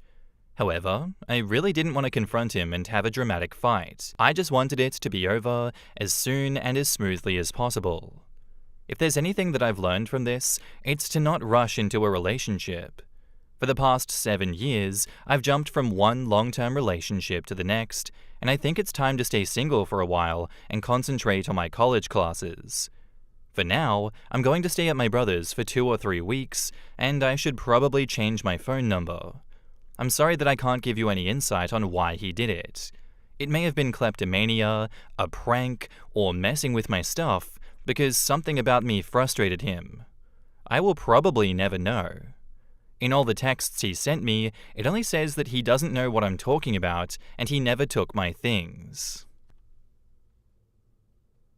And now, onto the final update, 2 months later. Final update. I'll try to keep it short this time. Unfortunately, my last update was locked, so I couldn't reply to every comment I would have liked to reply to. In the past few weeks, I've gotten some messages asking if I'm okay and still alive, so I thought I'd write one more update. I'd love to give you an overall happy update, but unfortunately, the breakup didn't go as smoothly as I first thought it would. I never picked up when my ex called me and never wrote back to one of his countless messages. But I read most of them, and there was a certain shift in his messages after about 4 days when he suddenly went from this, "I love you and miss you so much. I don't know what you think I've done, but I can assure you that I didn't do anything wrong. Whoever told you that is a liar. Please give me another chance," to this, "You're such a whiny bitch. No wonder you can't hold up a relationship with anyone. I hate you, and there is no second chance for us, no matter how much you wish for that. For your own sake, pray to not ever run into me again." I blocked his number later that same week, but had an overall bad feeling when some strange things happened. Some friends of mine called to ask if I was okay, and they were all under the impression that I had broken up with him because I wanted to concentrate on my mental health. Twice, I came to work, and everyone was surprised to see me because someone had called to let them know that I wasn't feeling well enough for working. When I asked who that was, they said he told them he was my doctor. Also, my ex wrote to my mum on Facebook. They actually never met in person, pretending to be a concerned friend asking about my well-being after my latest breakdown. It was very easy to clear some of that stuff up, especially with my family, but it was harder to do so at work. After 3 weeks at my brother's, I decided to move back into my own apartment, which was not a good idea. On the second evening, I saw my ex in front of the building, and then I saw him at least every other day, standing on the other side of the building just looking across. After about a week, someone started to ring the bell at 3 a.m. for 5 days straight. Also, 3 times I came home and found a little piece of paper in front of my door with a flame drawn on it. It creeped me out so much that he somehow managed to get into the building. I grew more and more afraid to leave the apartment and finally decided to move back in with my brother and his family. My friend, whom I shared the apartment with and who is currently abroad, didn't take too well to the whole story. She was furious when she heard I changed the locks without telling her, and even more furious when I told her that I'd be moving out because that was not what we initially agreed upon. However, I just can't go back there. In hindsight though, I probably should have involved her more in the process. I did ask her parents if it was okay to change the locks, as it is their apartment, but I didn't speak to her about it. I feel really shitty about letting him stay in her apartment in the first place. I also went to the police to get a restraining order. It was a surprise to me how hard it is to get one of those. I needed not only evidence of him harassing me, but also evidence of him threatening my safety. However, after long hours and much patience from my sister-in-law, I got one. The bright side is that I got approved for my semester abroad, which starts in October. To not burden my brother any longer, I will already leave in August and maybe travel around a bit. I'm already in a Facebook group with all the other exchange students that will spend the next semester there, and I think I certainly won't be alone. When I'll come back, I'll be looking for a small apartment on my own. I still don't have Amazon Prime. I'm sorry. I can't thank you all enough for opening my eyes after my first post here. I actually had no idea what was going on, even if I had a feeling that something was off. You guys saved me from a very abusive relationship, and every day I'm grateful that I got out of it soon enough. In the comments, quote, I've known him for about 2 months. Not gonna lie, this hit me like the Kool-Aid Man entering a building. The whole time I thought they'd been together much longer than that. Perhaps but definitely says, there's nothing cowardly about breaking up with a psychopath over text.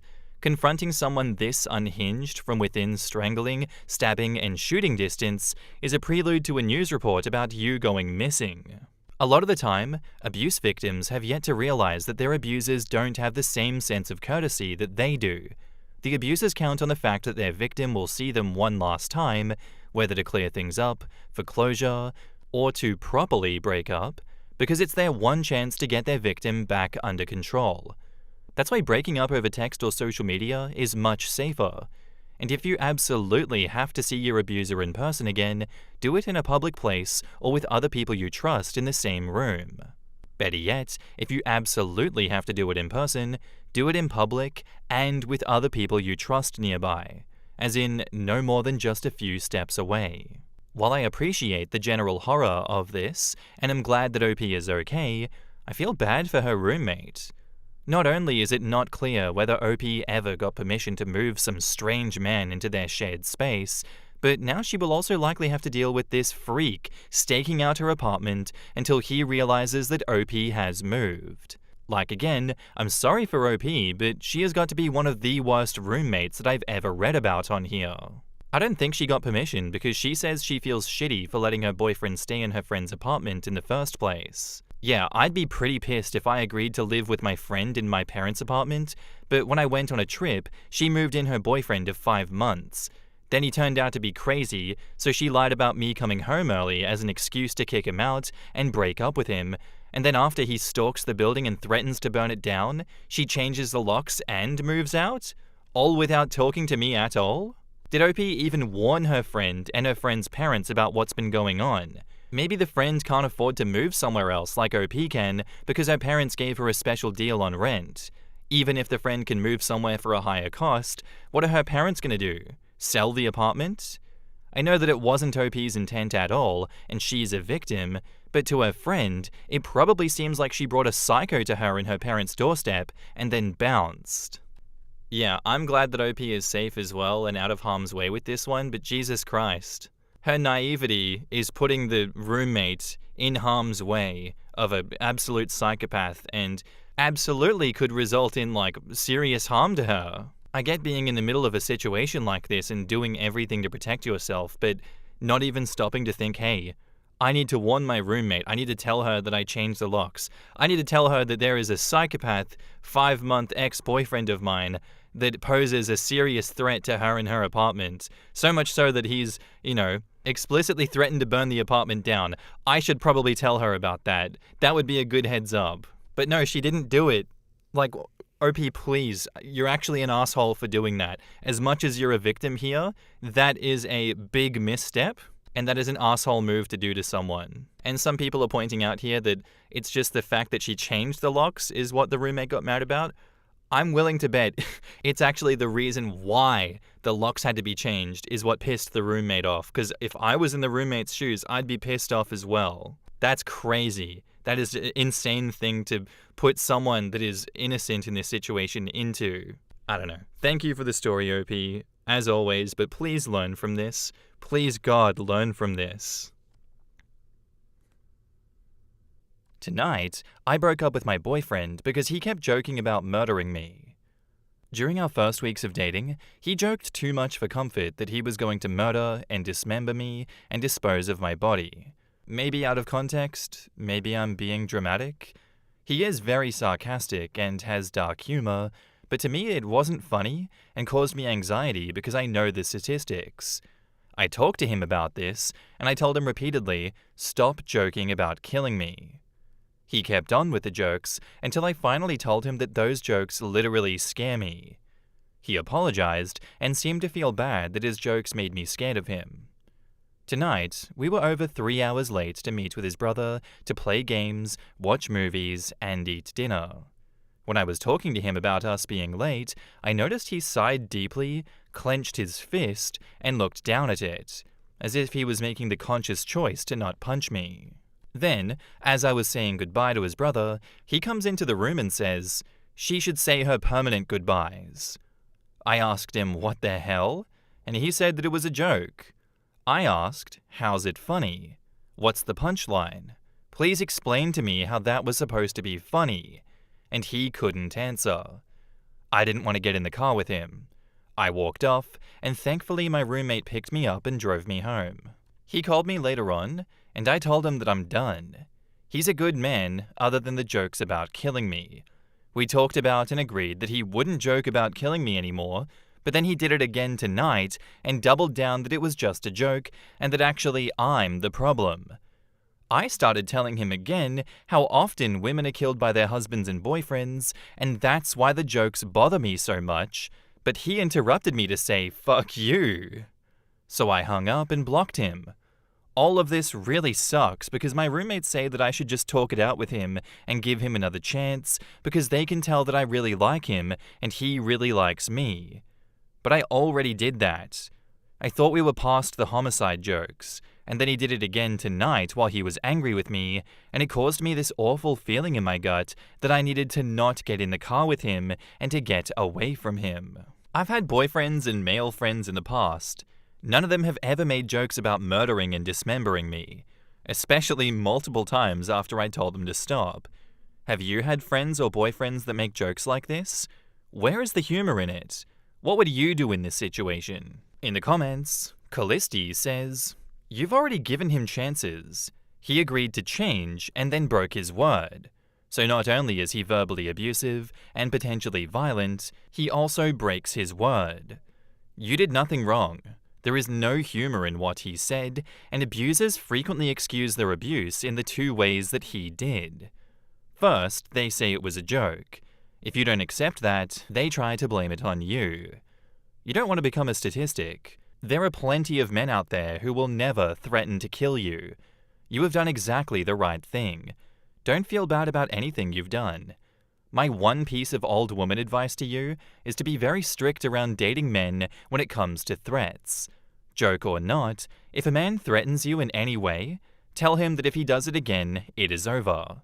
Don't tolerate any kind of threats or violence, ever. If the man is actually a danger, he will see tolerance as a sign that he can violate your boundaries without consequences. Just remember, there's a lot of murdered women that once said, oh, he'd never do that to me.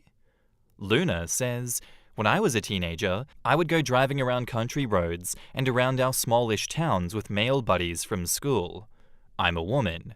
And one night, my really good friend thought it was a good idea to make a joke about chopping me up with an axe. I got really terrified because it was just an overwhelming and scary thing to hear, and I started to cry. The immediate regret was obvious in my friend's eyes, and he genuinely looked mortified for having scared me so bad. He started apologizing and saying that it was just a stupid joke and reassured me. In the moments after making his stupid attempt at humor and seeing the impact it had, he felt remorse and wanted to correct his behavior. Your ex did not do this. Or if he did, he immediately repeated the scary behavior again anyways. My friend never made a joke like that again. Men who actually care about us will respond empathetically to our fear response and will want to do whatever it takes to ensure that we will feel safe around them, especially if it's as simple as refraining from making dumb jokes. I hope you never have to see this creep again, and good for you for sticking up for yourself. Back up to the post, there is an update that says, "Thank you everyone for your overwhelming support. Also thank you for the important links and resources in the comments. I've learned a lot and shared them with my friends. I love this sub." I haven't heard from him and he hasn't caused any trouble since the breakup.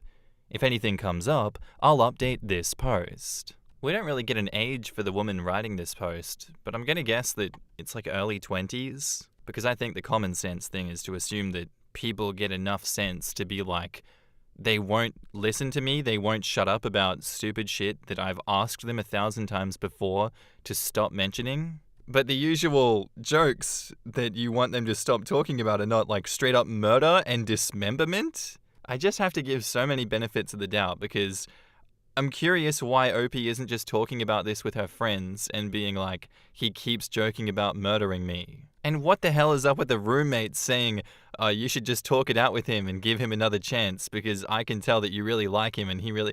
What's wrong with you? Is that roommate the only person you've talked to about this? Because no sane person is going to say, give him another chance here.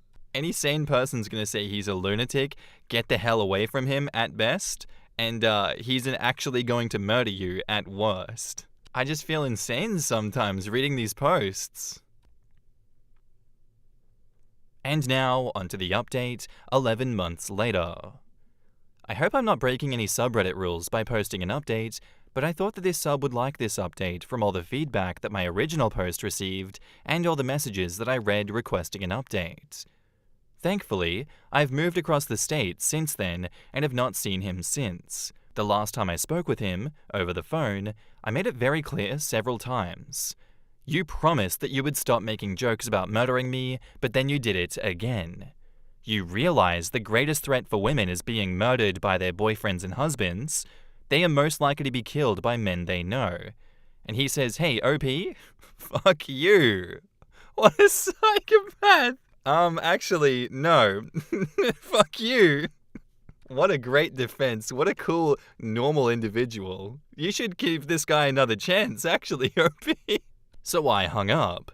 I ghosted him after that. I blocked him on everything and alerted my employer that if he showed up, he was a threat. However, he sent me an email in an attempt to, I don't know. I'll leave you to draw conclusions because I really can't make sense of it. I'm sorry if I quoted it incorrectly. I'm on mobile. This is the email that he sent me. Dear my name, spelled with ####. He got my name wrong multiple times and it became a joke, which is what he refers to here. I don't really know how to go about saying that I am empathetic, quote unquote, as I'm a me-pathetic mess. But I do feel, I can understand, and I have recognized. My actions have consequences, clearly. I thought I was being reasonable. I gave you time and space. I wasn't sure how long I needed to wait, or if I should just do nothing, but I didn't know that you had even blocked me until today, as I had not called, and only texted that first day, expecting nothing back, yet now I understand. I should have known. I tried to call you tonight though, despite my better judgment, and that's when it hit me hard. It's been almost 2 weeks.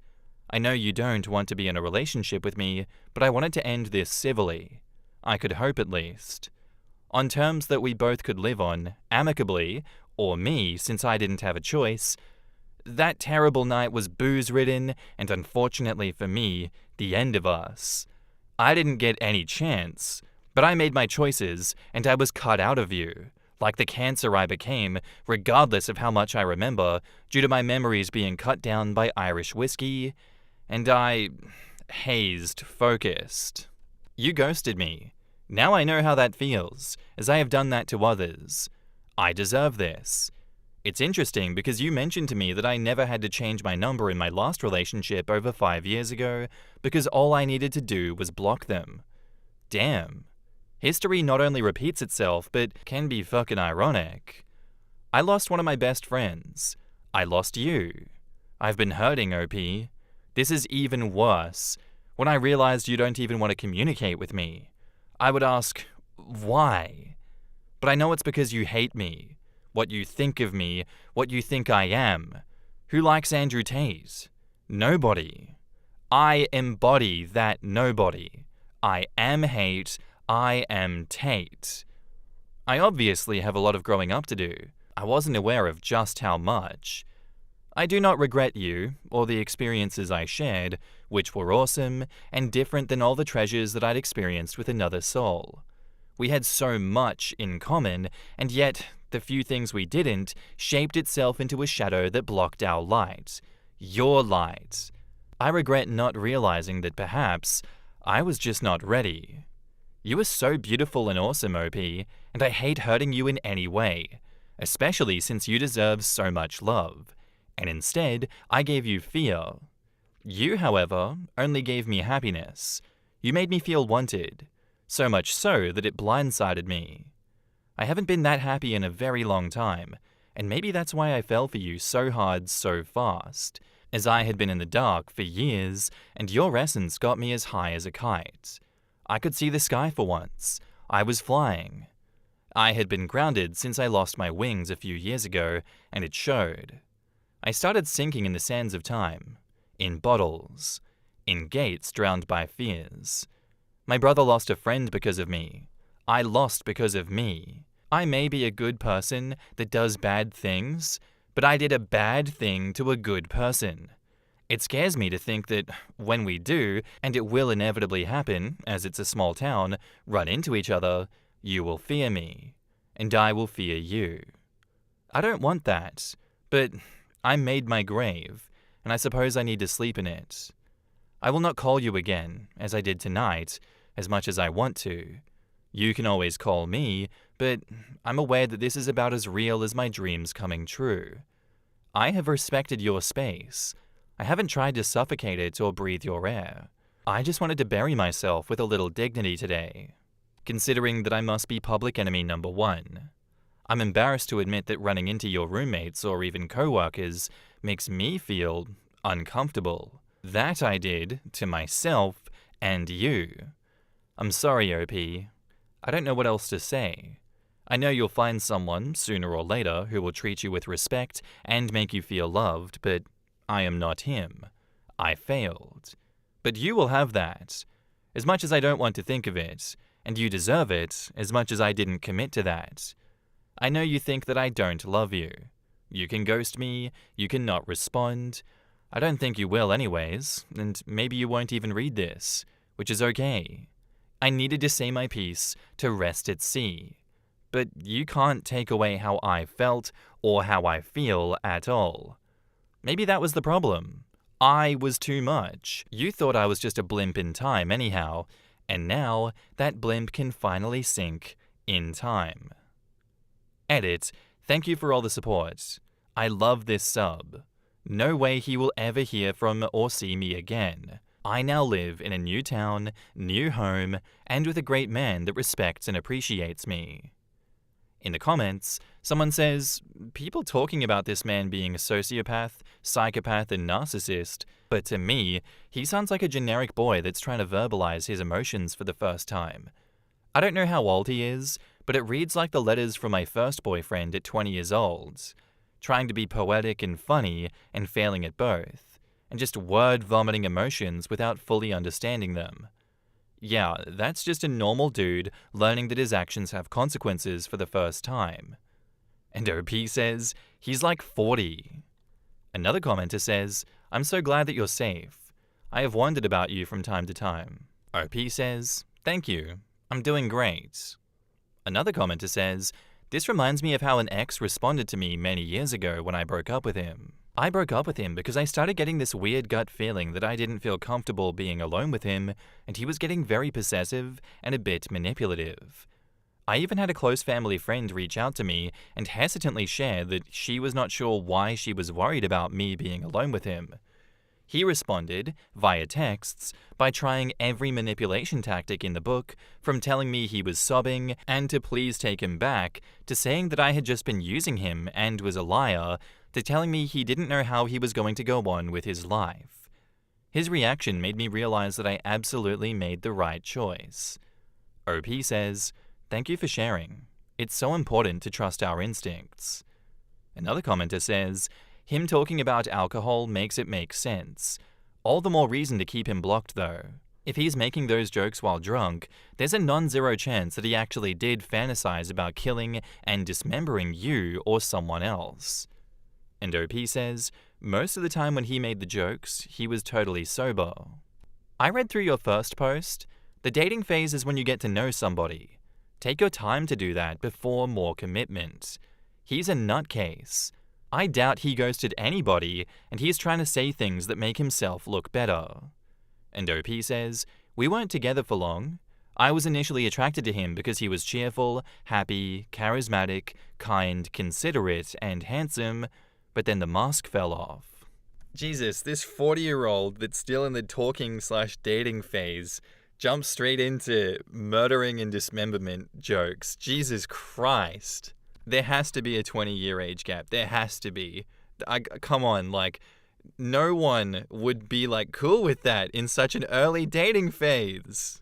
I just want to thank OP for actually breaking up with him, blocking him, and moving to another city, because at 40 years old, this behavior is beyond unacceptable. It's no wonder he's dating down so far. He is never going to change. He doesn't want to change. That email was so insanely unhinged, and I think he needs to go spend some time talking to a mental health advisor because he seems not all there. A 40-year-old who is older than Tate, that is a Tate fan, is insane. A blimp in time. I am Tate. Okay, mate. Time to take you back to the mental ward now. What's wrong with you? Goddamn email manifesto. Jesus Christ. Thank you for the story, OP. That was one of the stories of all time. Absolutely. Our next post is by user Fuchsia Sequence, titled, am I the asshole for not allowing my sister-in-law to stay in my empty and unfurnished condo while she's in town? When I, 36 female, and my husband, 37 male, got married 3 years ago, we decided that I would move into his house and keep my condo. While we were dating, we spent time equally between both places. My unit was closer to downtown and attractions in our city, and his house was farther away from everything, but much larger and in a quiet neighborhood. Since my place was nearly paid off and the mortgage is very inexpensive, as I bought it right out of college before the area was as nice as it is now, we decided that it would make sense to use it for our out-of-town guests, parties, or when we were too tired to drive home after a night out. Last month, his sister, 28, asked if she and her girlfriend could come over for a 4th of July weekend and stay at the condo. We agreed. She would drive in from their hometown that Thursday and stay until Monday. Last week, she slipped up and mentioned that she would be having a pride event at my place. At first, she tried to backtrack and say that she would be attending one, but then admitted that she was planning on using my place to throw the party for about 20 people from a Facebook group. I told her absolutely not, and that she and her girlfriend could stay, but no party. We're still in a pandemic, and I don't care if things are opening. My house is not. She called me a hypocrite since my husband and I use it for parties. He and I still refused, so she threw a tantrum and called us homophobes, cancelled the event, and made a post on Facebook about us insinuating, but not stating directly, that we reneged because it was a pride event, which isn't remotely true. My mother-in-law called to find out what was happening, and apparently, my sister-in-law is keeping up the story that we were being homophobic. I called her and told her to find somewhere else to stay, so of course, she got even more irate and made more insulting posts on Facebook about us, saying that she was basically homeless for the weekend and that it's not safe for them to stay in a hotel. I'm not budging, but my husband is trying to keep the peace, saying that we should still let her stay. Sister-in-law and I usually have a very great relationship, so I'm not sure why she's acting so ugly about it. Am I the asshole for reneging on allowing her to stay in my empty condo? In the comments, Princess Programmer says, "Not the asshole. She literally admitted that it's unsafe to be at a hotel right now due to the pandemic, but she's willing to sacrifice the safety of 20 people and you as the owner of the place so that she can throw a party? Make it make sense." Honestly, even if there wasn't a pandemic going on, how rude of her to assume that she can throw a party in someone else's house without asking them. Her comment about them having parties was a diversion because, I'm assuming, the OP hasn't had any parties since the virus started. She's the asshole because she's using homophobia as an excuse when it couldn't be farther from the truth. I hope OP clarifies in these posts. OP says, "Just saw this. No parties since COVID. Last time we were there was February." Well, that's what I figured. So she's definitely the asshole trying to use that as an excuse. Selfish and self-centered. G. Durand says, "Not the asshole. Don't let her stay in the condo, ever. Accusing you of being homophobic because you're not allowing her to have a party during a pandemic is disgusting. This kind of accusation can have big repercussions, and she is being absolutely selfish in doing so." And OP says, "I don't want to cancel her completely. I'm sure she was acting out in anger, so I don't want to make a permanent decision out of anger as well. We decided to call her tonight on Zoom so that we can talk face to face." Unsightly Fuzz says, "Not the asshole, and frankly, sister-in-law is. There's no way me and my girlfriend can automatically extend to having a party, any party, in your condo, and she only has to be homeless on the 4th of July weekend because she falsely called you homophobic. I see how your husband may feel trapped in the middle, so just make this a you thing and not an us thing. Dig your heels in.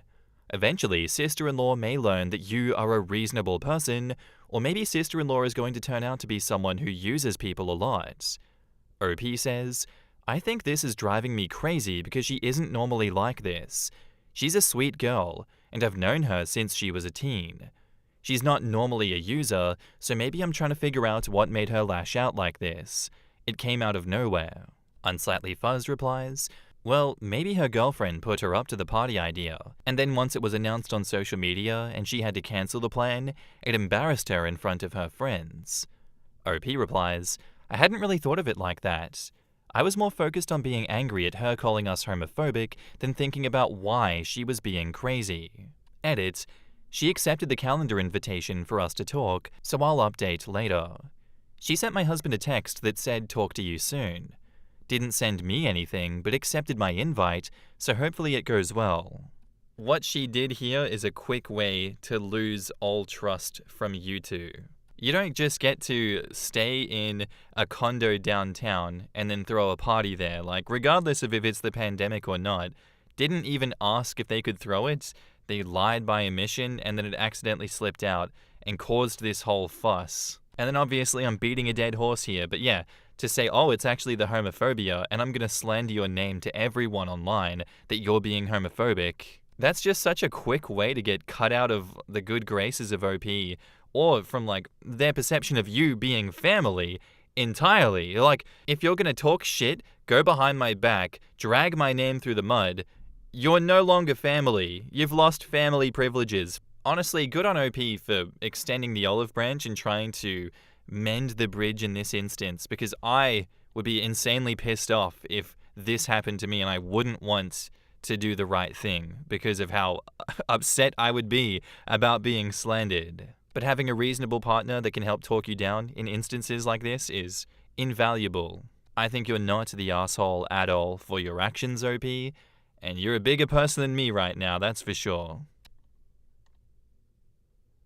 And now, onto the update the next day. It was a very long Zoom with me, my husband, sister-in-law, and her girlfriend, but I think we're all on the same page.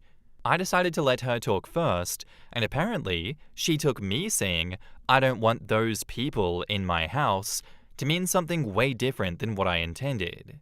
She claims she wasn't blowing it out of proportion, but she also says that she knew I didn't mean it in any other way, and she let anger get the best of her. She says she doesn't know why she doubled down once she calmed down, but I suspect the girlfriend egged her on, as she spent most of the call silent. Sister-in-law was very apologetic about being childish and insisted the homophobic comments were in general and not directly about me. She claims that she was having issues with other people as well. But she did apologize for the Facebook posts and has since deleted them. As far as the party is concerned, the girlfriend made the plans and sister-in-law just went with them.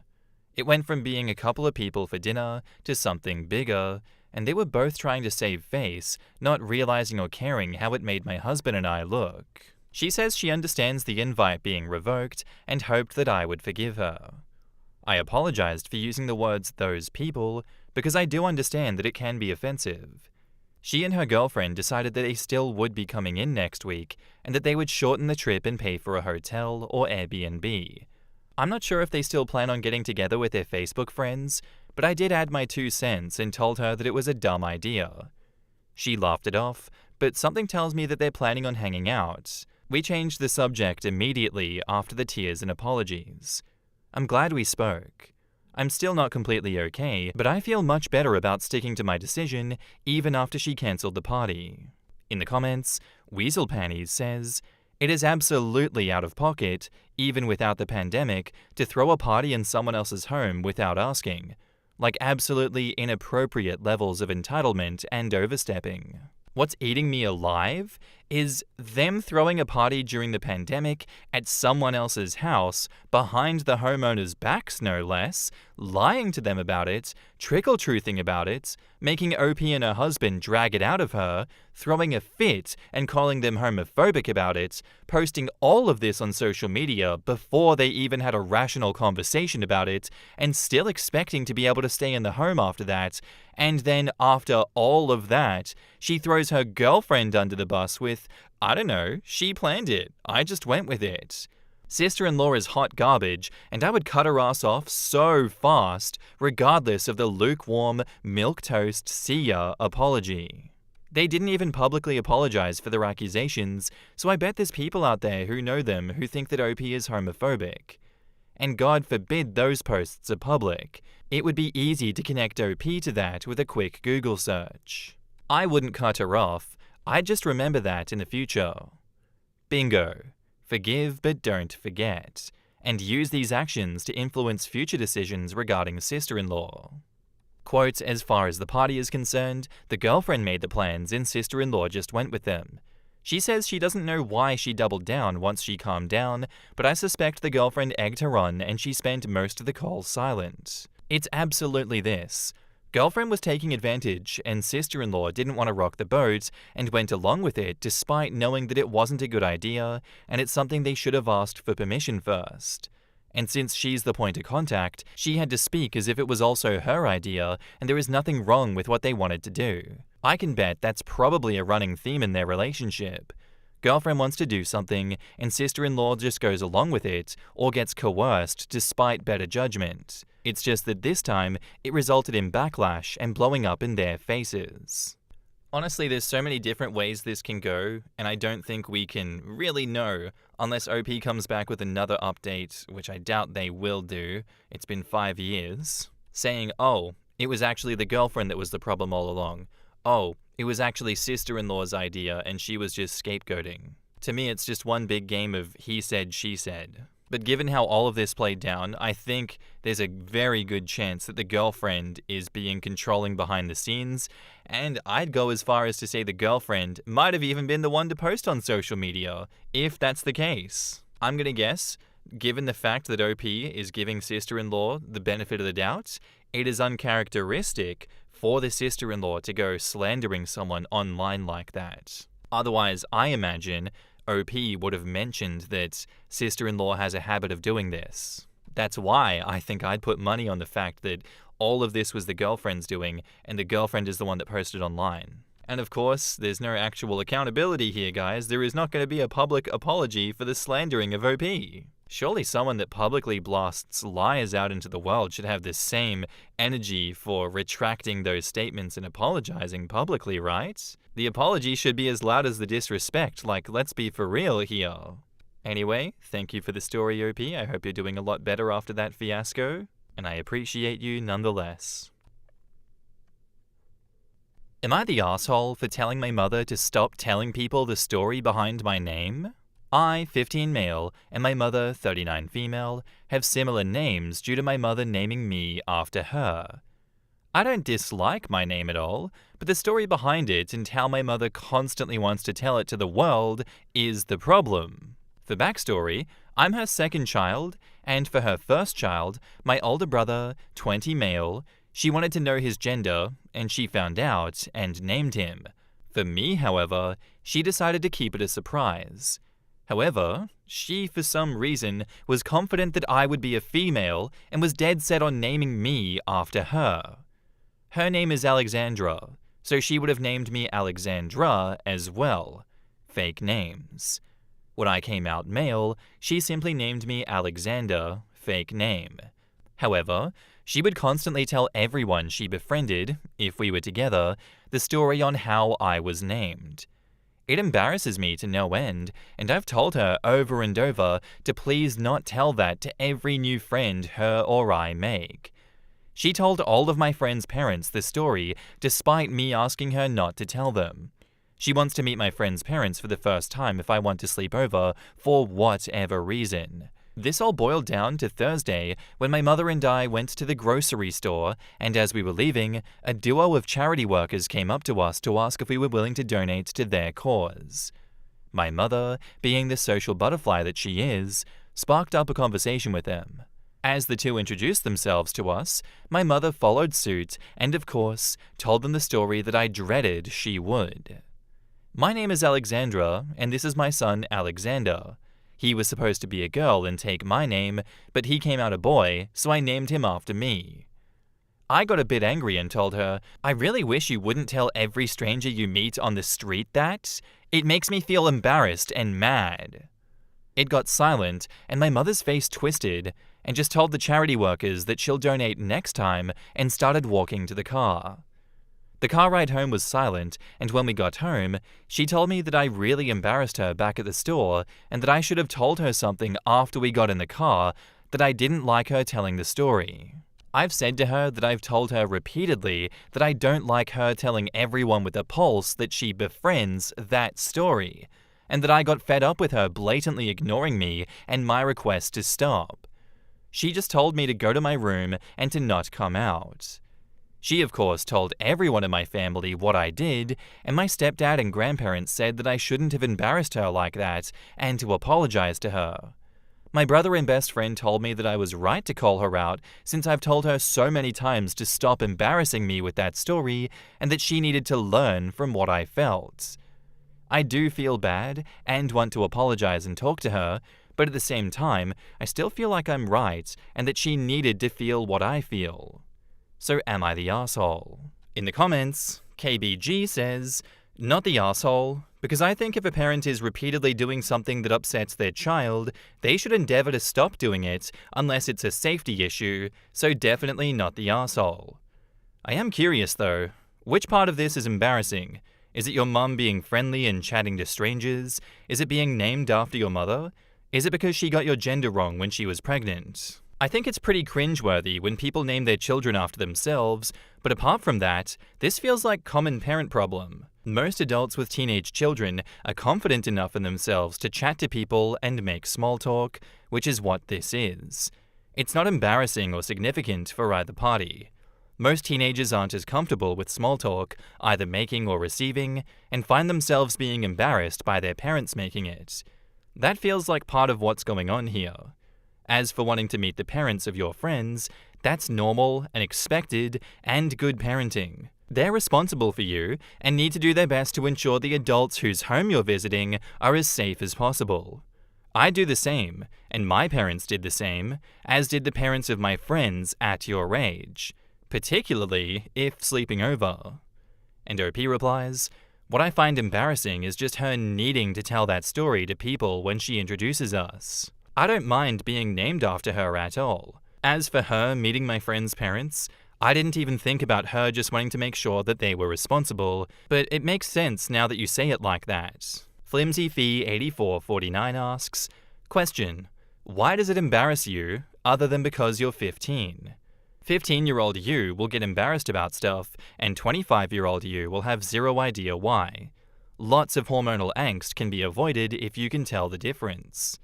And OP says, "It's not that I find my name or the story embarrassing, it's just her strange need to tell people the story when she introduces us, even if I told her many times to stop." God damn it, how do I resist the urge to be like, well, you see here, Sonny Jim, my mum's so much worse. I understand where OP's coming from, and I understand being pissed off at that age when your parents are doing something that grinds your gears and you feel like they're going out of their way to embarrass you. I completely get that. The reason I feel the need to compare myself to you in this instance, OP, is that my mum would start telling extremely personal family stories to just random strangers, and I found that absolutely debilitating. So like the name thing, I get that, I completely do, I know where you're coming from. I really do think it can be worse though, and that this is an easy one to solve by just, having a heart-to-heart with your mom and really trying to drive home the fact that this is embarrassing you and annoying you, and it's something she can fix. Maybe a workaround is she doesn't bring it up, but if someone else points out, the similarity and they ask where it came from, then it's okay for her to say it. That seems like a reasonable middle ground. Much like that first comment, not the asshole, I think if a parent is repeatedly doing something that upsets their child, they should endeavor to stop doing it unless it's a safety issue. I agree with that. I feel like that is where I would like to come from too. If you're doing something repeatedly that upsets someone very close to you, like saying, hey, you're my girlfriend, I'm going to murder and dismember you, it's probably a good idea to listen to them and change the behavior, not the asshole. And now, onto an update. So a bit of a late update for you. I want to say thanks for the advice and support. It means a lot, and I do mean that. I do also want to say that please don't make this a whole picture of my mother and I's relationship. She loves me, and I love her, and we get along very well. She has her flaws, just as everyone does. Anyway, the update. So on that Thursday, later in the afternoon, my mother and stepdad came into my room when my best friend and I were playing Lego Fortnite. My stepdad first apologized for being upset with me and told me that my mother told him that I yelled at her, but she later told him that I didn't and that he agreed that the story was embarrassing. My mother apologized too, but asked me if us being named similarly was embarrassing to me. I told her that I liked my name and I don't mind being named similarly, but that she didn't need to tell people this all the time. Thinking back on some comments, I told her that she could simply just introduce us as Alexandra and my son Alexander, and people could just connect the dots. She seemed to like this idea and promised me that she would do that from now on. She said that she told this story to people because she was so proud of the young man that I am and just wanted to show off our connection. I told her that it was fine to be proud, but do it in a different way. And she agreed. She told me as an apology, she would make pizza in our pizza oven that we have outside with whatever toppings I like. It's my best friend and I's favorite food with our favorite toppings, mushrooms and peppers. She was excited, but then again, she practically lives here, so she eats it plenty.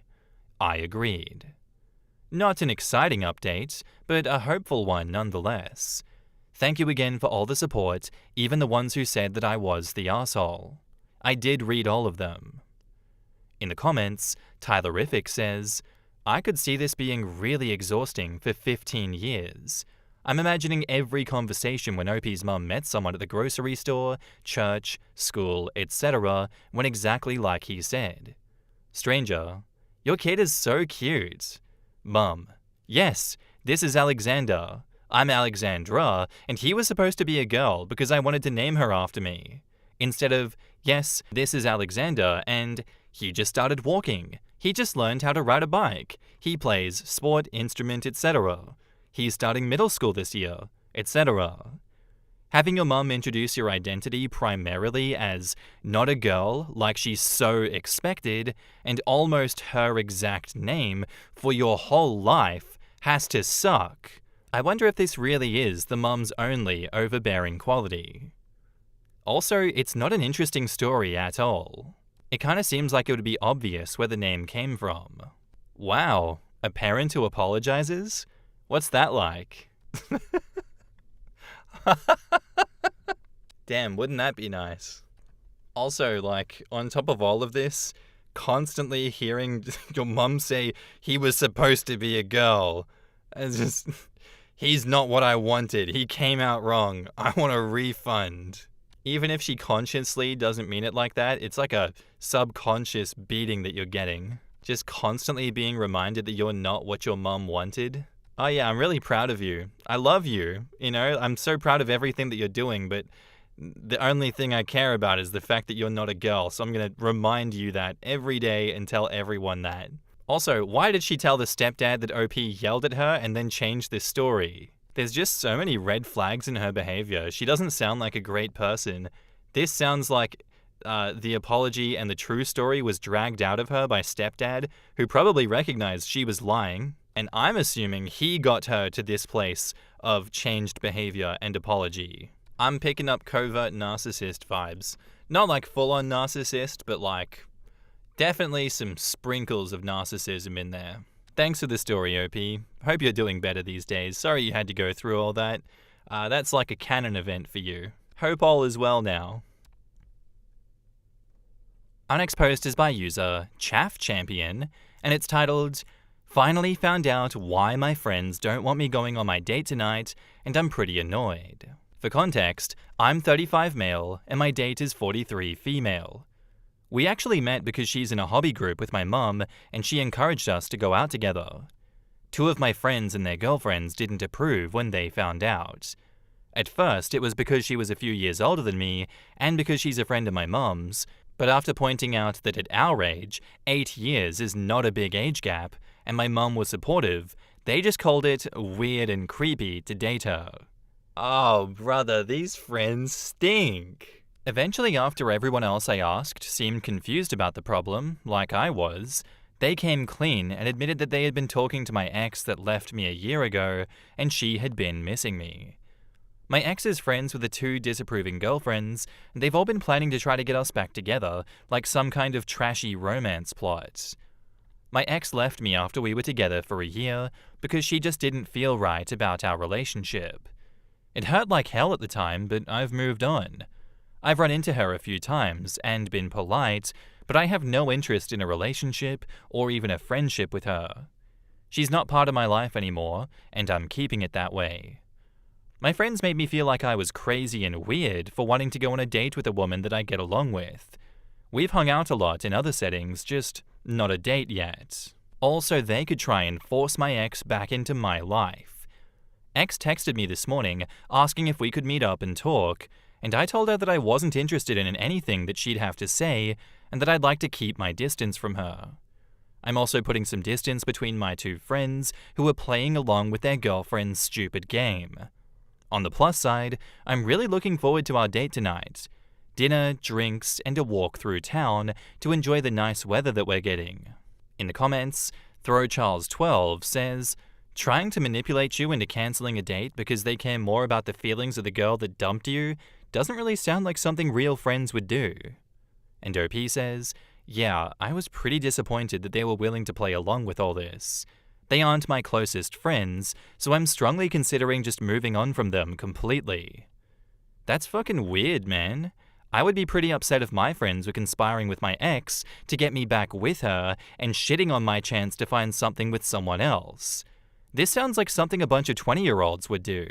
I can't imagine a world where any of my friends wouldn't just say, "Hey man, your ex has been talking about you a bunch. Do you think there's a chance? She's interested."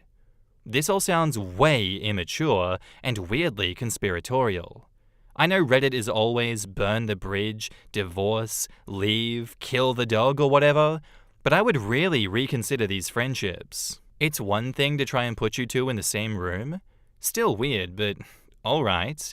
and another to make you feel bad and actively try to make you not date a woman that you're interested in. Anyways, have fun on the date, man. I hope it works out. And OP says, you're right.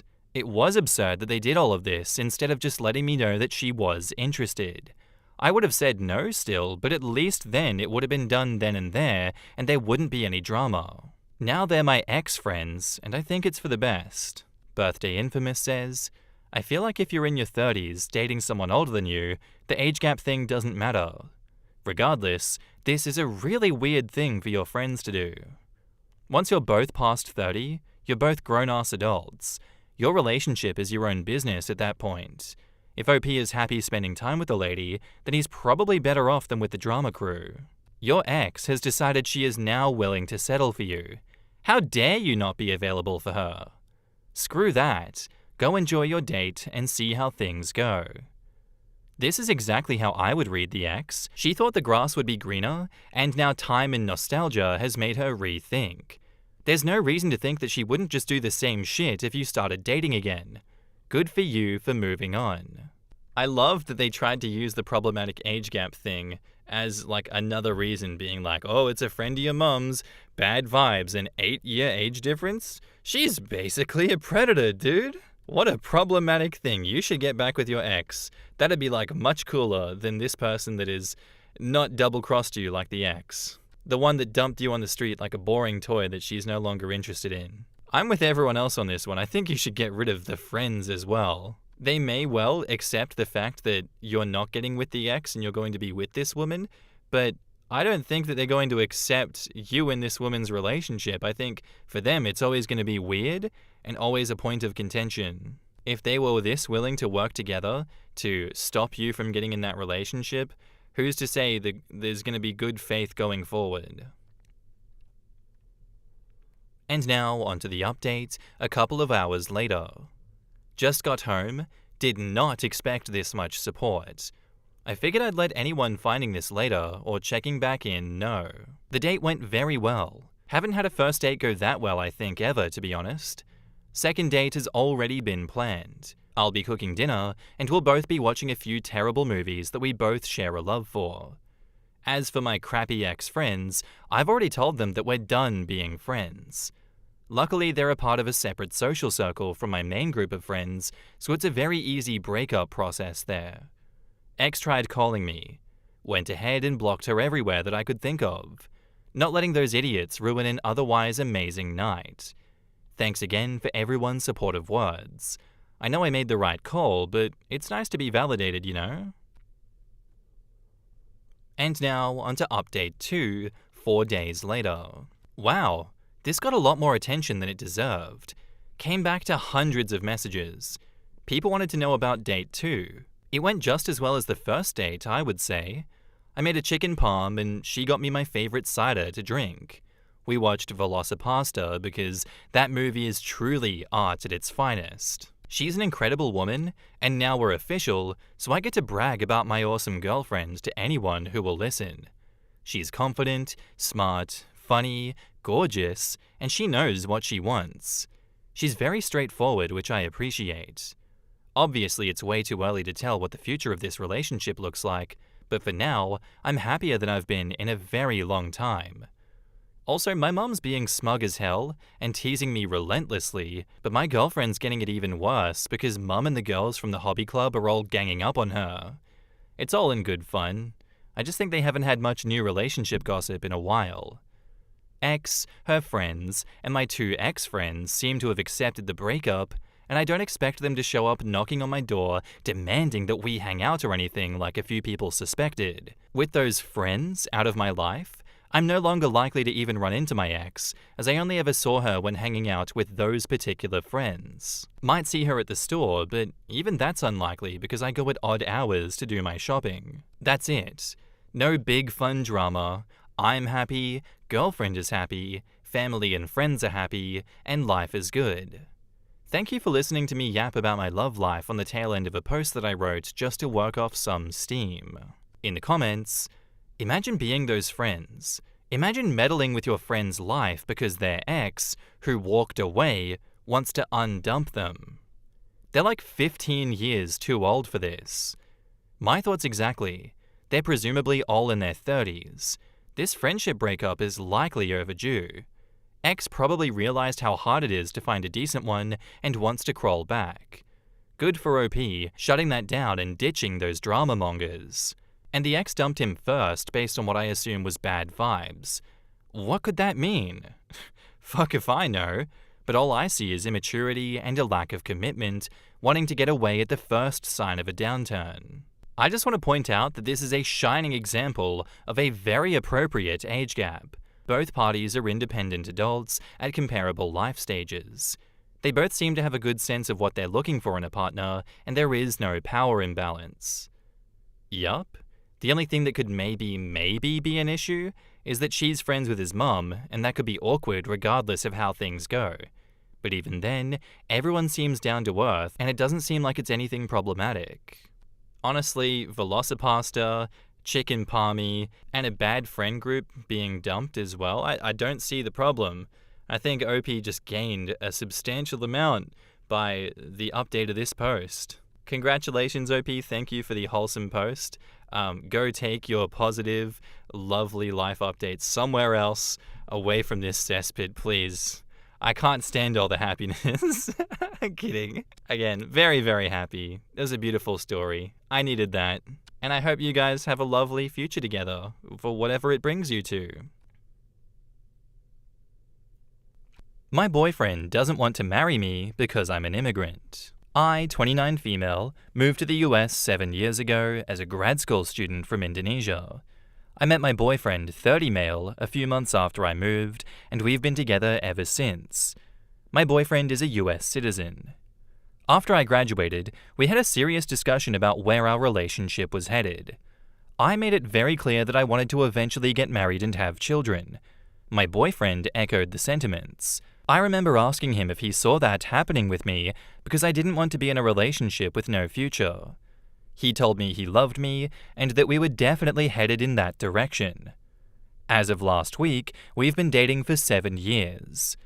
We've occasionally talked about marriage, but we were both busy with our respective careers, so the timing didn't seem quite right.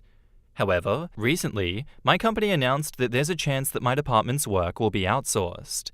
I'm on an H-1B visa, temporary worker, so this means that I need to start looking for a job ASAP if I want to continue staying in the US. Last week, during our anniversary, I brought this up. I asked him if he thought that it was the right time to think about getting married, as that will also help with sorting out my visa issues. He looked like he was about to vomit. After much prodding, he confessed that he wasn't planned on us getting married before I was able to get a green card, permanent resident, in the US. I was incredibly confused because he'd never mentioned this before. His reason was that he didn't want to be used as a visa mule.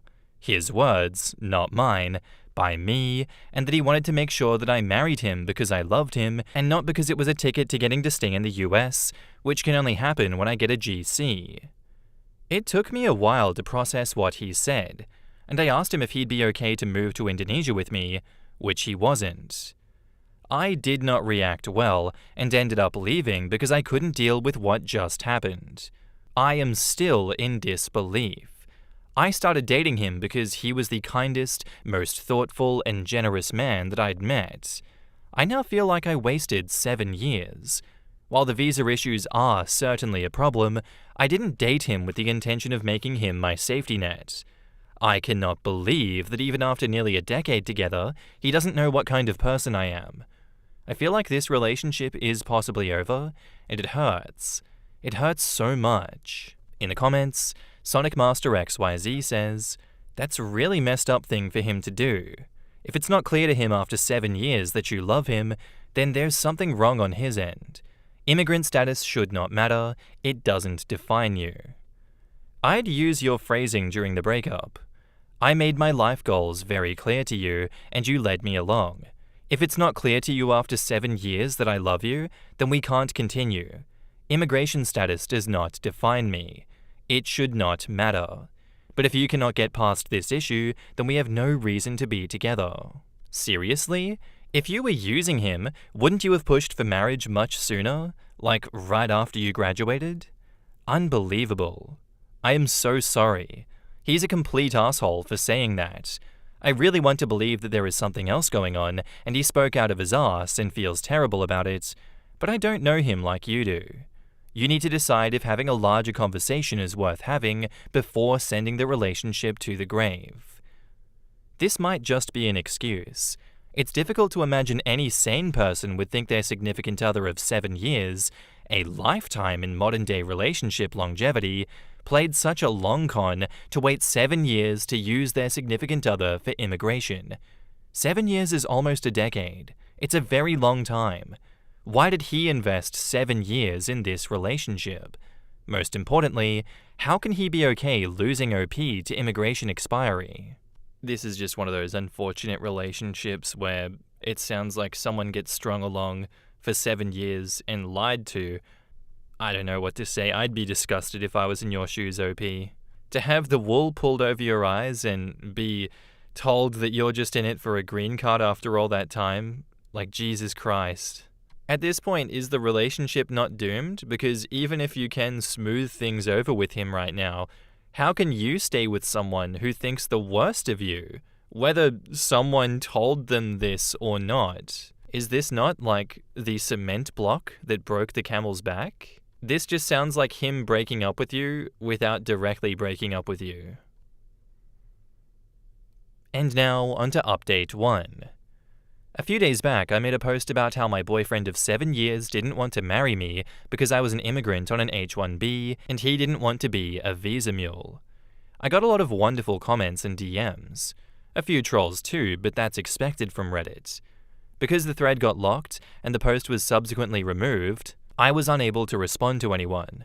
I'm posting this update to do that, plus add in more things that have transpired since. Addressing some of the stuff in the comments. I have been on an H-1B visa for a bit more than 2 years now. I was on STEM OPT for about 3 years after grad school. I had terrible luck with the H-1B lottery, and I got one in the last round I was eligible to apply in. Getting PR in the US is not easy. I know people who have been here for 15 plus years who are still waiting for their PR. For those of you who DM'd me calling me a gold digger, you guys made me laugh. I'm aware of the legalities around sponsoring a spouse for a PR, including the financial aspect. It shouldn't have been a problem for the following reasons. I'm a STEM major who recently shifted into management. I work for a large company, and I do quite well for myself. My boyfriend is a teacher, and our incomes are not comparable. He earns around $60,000, I earn close to $300,000. We've been living together for around 6 years. We have a shared account to pay for expenses like rent and utilities that we both deposit a percentage of our salary into. The rest of our money goes into our own private accounts, and we don't manage each other's money. Because I'm pretty frugal, I've saved up quite a bit of money in the form of savings plus investments. If my boyfriend was worried about the legality of sponsoring me financially for 10 plus years, I would have happily discussed moving the money around. I was even considering buying a house, so we could have made that a joint ownership thing. The point is, we could have figured it out. I haven't relied on him financially ever, and I didn't intend on doing that in the future. I might not have considered everything, but you have to note that I thought about the marriage for visa thing very recently, only when the threat of possibly having to leave loomed over me. This isn't something that I'd thought about in detail at all. Regarding my situation back home in Indonesia, I come from a very religious and conservative family and had a horrible childhood. My family doesn't support my career choices. I cut contact with my family when I moved to the US, so they are not in the picture at all. I was on great terms with my boyfriend's family. They loved me. Now for the actual update. He is now my ex-boyfriend. I took a few days to collect myself and then reached out to him wanting to talk, and he agreed. It turns out that he has been insecure about earning less than I did for a while.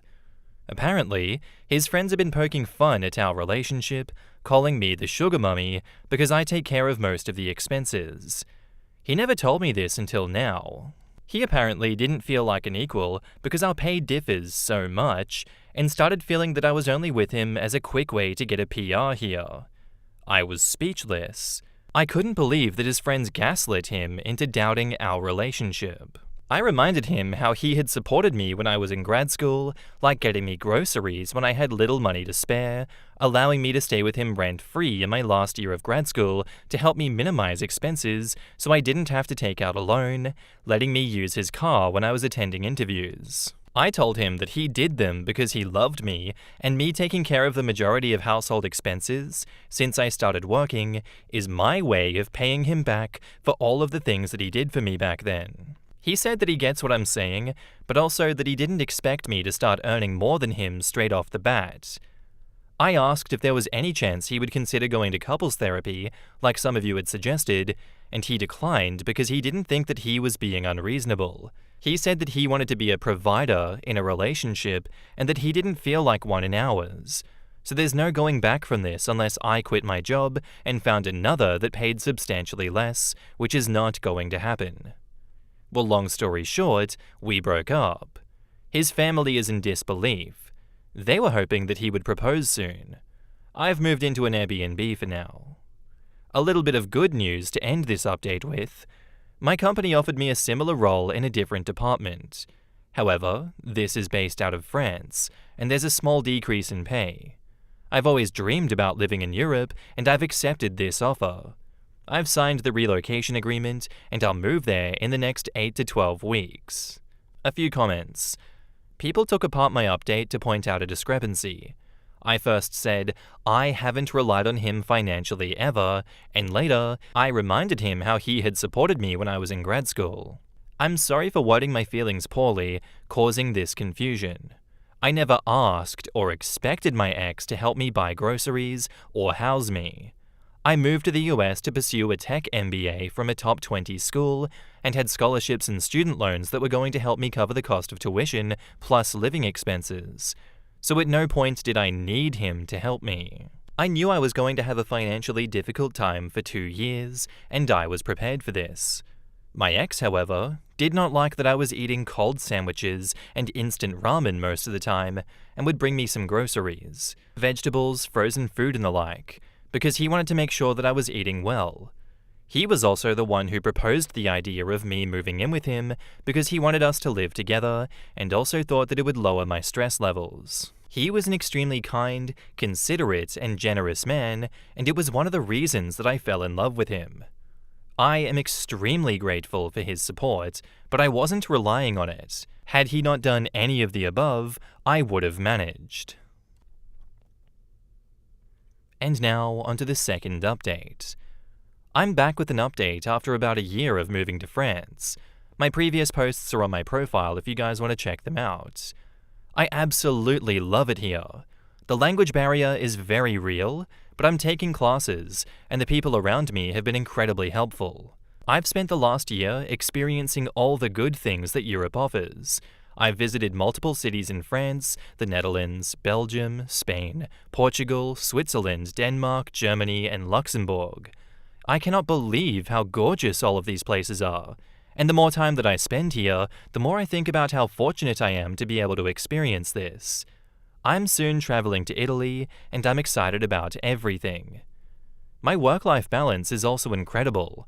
I was frequently putting in 10 to 12-hour workdays in the US, and I can count on one hand the number of times that I've had to work more than 8 hours a day here. I love the emphasis on personal time, and I cannot fathom going back to the way that it was before. I haven't had the courage to get back into dating yet. My experience with the ex has left a really bad taste in my mouth. Even though immigration here is a lot easier than in the US, and is not really one of my worries, the thought of things falling apart after putting in a significant amount of time and effort scares me. I'm considering therapy, but I haven't quite made the leap to do that yet. My ex reached out to me a few months after I moved. He faced a lot of backlash from his family after we broke up, and he wanted to discuss reconciliation because he realized the error of his ways. I told him exactly how he made me feel and that I could no longer trust him.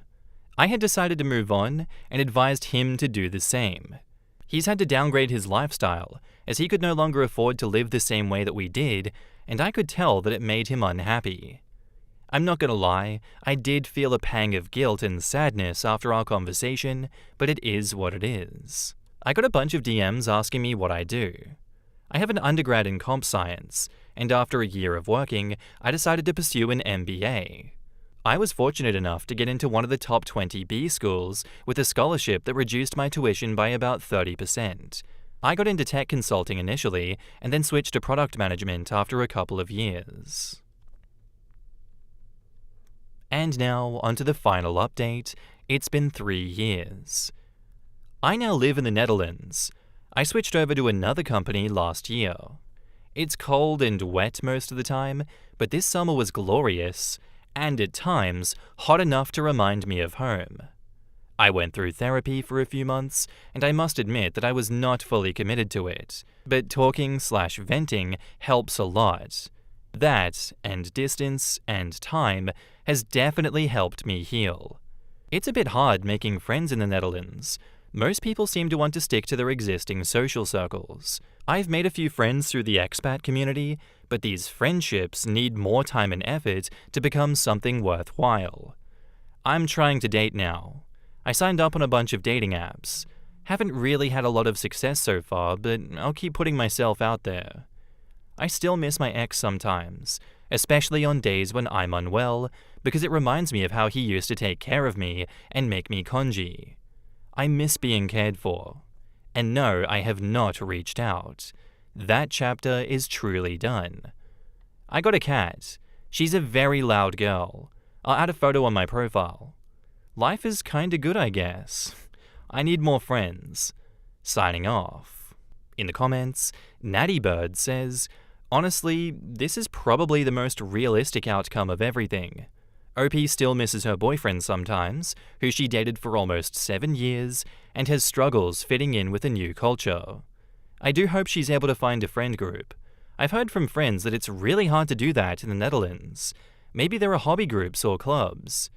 Also, the grin on my face when I think about him having to downgrade his lifestyle, I bet he misses being a kept man now. You know that the funniest thing about all of this is that I am 90% certain that all of his friends who were laughing about him having a sugar mummy and being a visa mule are now shaking their heads at him saying, I can't believe you let that absolute catch of a woman go. Note for any straight men reading, if your homeboys ever tease you for your partner earning more than you, do not do what this guy did. Call those fools jealous and have her buy you more things to rub it in and worship the ground that she walks on. If I had a partner making $300K, I'd be waiting on them hand and foot. The amount of men who whiff their loving partners earning high salaries is astounding to me. If my partner was earning that much, I'd be showing them off and basking in the upgraded lifestyle. Some men can't imagine being big without a woman being small. My girlfriend is providing for me and letting me live a lifestyle I wouldn't otherwise be able to? She must be with me for a green card. Imagine being so pathetic that your entire sense of self-worth derives from being financially better off than someone you purport to love.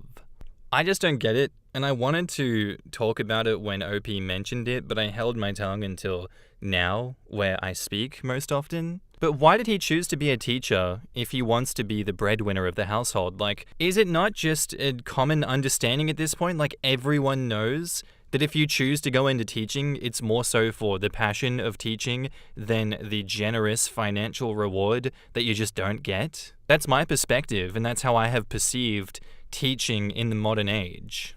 I think it's a crime that teachers are not properly compensated for the work that they do. They are so understaffed and abused by the system. Not only was he delusional about the relationship that he was in, but he was delusional about the reality of being a teacher. Earning $60K still after 7 years and then being like, I want to be the breadwinner in this situation. You need to go find a job that earns less than mine. You're just asking to be broken up with. You're not living in reality. I don't understand how he arrived at this mindset. It's just a sad existence, and he deserves to feel the weight of the consequences of his actions. I don't feel bad for him at all. Some people live their life trying their hardest to snatch defeat from the jaws of victory, and good on them. Let them do that. That is their prerogative. Thank you, OP, for the story. I hope all is going well with you now. I hope you find someone that does worship you like you deserve to be worshipped, because you did nothing wrong here. All you wanted is love, and you got spit on. I really hope that you're doing better. Please, God, be doing better. Our next post is by user DeepSeason1577, and it's titled, "Am I the asshole here for telling my disabled coworker that she shouldn't need to lie on dating apps?" This is a tough one, and I'm genuinely curious to know what people think, so here it goes. I have a coworker called Caroline, who, as you can guess, is disabled. She's in a motorized wheelchair and can't really move a lot, but is still very capable of doing her job. And is a lovely, fun person in general, by the way. We were talking on a break about dating and dating apps, how I had never used one, and how she did, talking about her experiences. Casual conversation, really, and we were careful not to go into detail or anything to make each other uncomfortable until this came up. She brought up how she didn't disclose that she was in a wheelchair or disabled on her Tinder bio because it tended to scare people off or make people uncomfortable when they chat through the app. This confused me because it's very obvious she's in a wheelchair, and if they went on a date in person, they would find that out very fast. There is absolutely no way she can function in daily life without it, so she can't exactly stash it nearby or something and just sit on a chair during the date. She also told me that she doesn't tell them at all until they show up to the date and see the fact that she's in a wheelchair right in front of them. Anyway, I, maybe stupidly, pointed out that is it not dishonest to not share that she's in a wheelchair on her bio or disclose it to potential partners before meeting for the first time? She told me that everyone on dating apps lies about stuff, so she doesn't see the big deal. I told Caroline that it's not like hiding you have a twin, or an accent, or a particular way of looking. This is something that will heavily impact their dating life with you, and they should be aware of that going in. She's a wonderful person and shouldn't feel awkward about it, and there are plenty of people out there who aren't fazed by their partners being in wheelchairs, so I didn't think that she should lie about it. She went off in a huff, saying that I didn't understand, but now I'm worried that I've somehow been the asshole by telling her this. I know it's not really my business, and I never would have told her this if she didn't ask me or hadn't brought this subject up at all. I just didn't want to lie to her about what I thought, and I tried to be tactful, but I think it blew up in my face. Am I the asshole? Quick clarifications. She asked what I had thought when she mentioned how she hid her disability on the app. I'm guessing she saw my surprise in my face when she said that. I would never tell her or anyone my opinion on a delicate matter like this if they didn't ask me first. In the comments, It's About the Cones says, "No assholes here." I would recommend apologizing though. Whoever she dates can decide for themselves if they want to continue seeing her after the first date. It's not like she'll be hiding this from them for 2 years and then reveal it right before the wedding. OP says, "Oh yeah, I apologized immediately, but she's still in a huff with me. And now I just wonder if I should have kept my mouth shut, to be honest." It's About the Cones replies, "I think you were coming from a genuinely good place when asking about it and wanted what was best for her. I can also see why she would be upset. Every person she meets probably sees her wheelchair first and who she is as a person second. A lifetime of that would probably be exhausting. Talking to someone on an app without disclosing the wheelchair may be the first time she gets to know someone without that detail being at the forefront of their mind. Being told or questioned about putting that information in her bio takes that opportunity away from her." For what it's worth, I strongly agree with you. I can understand her perspective, but it seems like she's setting herself up for even more disappointment than those apps usually bring. I'll be honest, I wouldn't date someone in a wheelchair because there's lots of things that I like to do that would be off limits to do together. I'd have the same response to someone who was just uninterested in those activities. Obviously, it's different if you're in a committed relationship and that person becomes disabled later on. I wouldn't leave someone that I love. That's part of what you sign up for. OP replies, "I worry more than anything that people would get angry, upset, or lash out at her for not being straight up before the date about her disability. Someone could really be violent about what they view as deception, and she wouldn't be able to defend herself." The Purplest Meerkat replies, "Okay, but that's for her to deal with. This kind of paternalism is something that disabled people have to deal with all the time, and it's always bang out of order unless they asked you for your protection." I appreciate that she's your friend, but she's also a fully capable adult. Her legs don't work, but her mind very clearly does. She's making decisions based on her experiences connecting with people as a wheelchair user, which you will never be able to understand unless you also become one.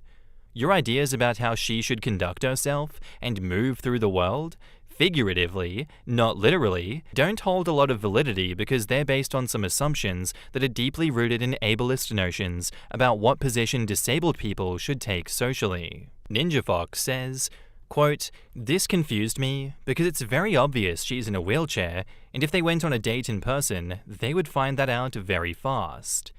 Have you considered that there is maybe a step or two between them reading her profile and them going on a date? I think it would be weird to not bring it up before meeting in person, but I think it's fine to leave it out of the profile and then bring it up in chat or messages or whatever. Some people would definitely not try and connect with someone with a disability, but be okay with it if they were clicking with the person." OP says, "Oh, I get that entirely. Don't mistake me. The fact that confused me more is that she didn't tell anyone anything until they met in person. If it were me, I would want to know at least before showing up to the date. I know there's plenty of chatting in between, and then it's not relevant, but to say nothing at all and then just let them be shocked on the day?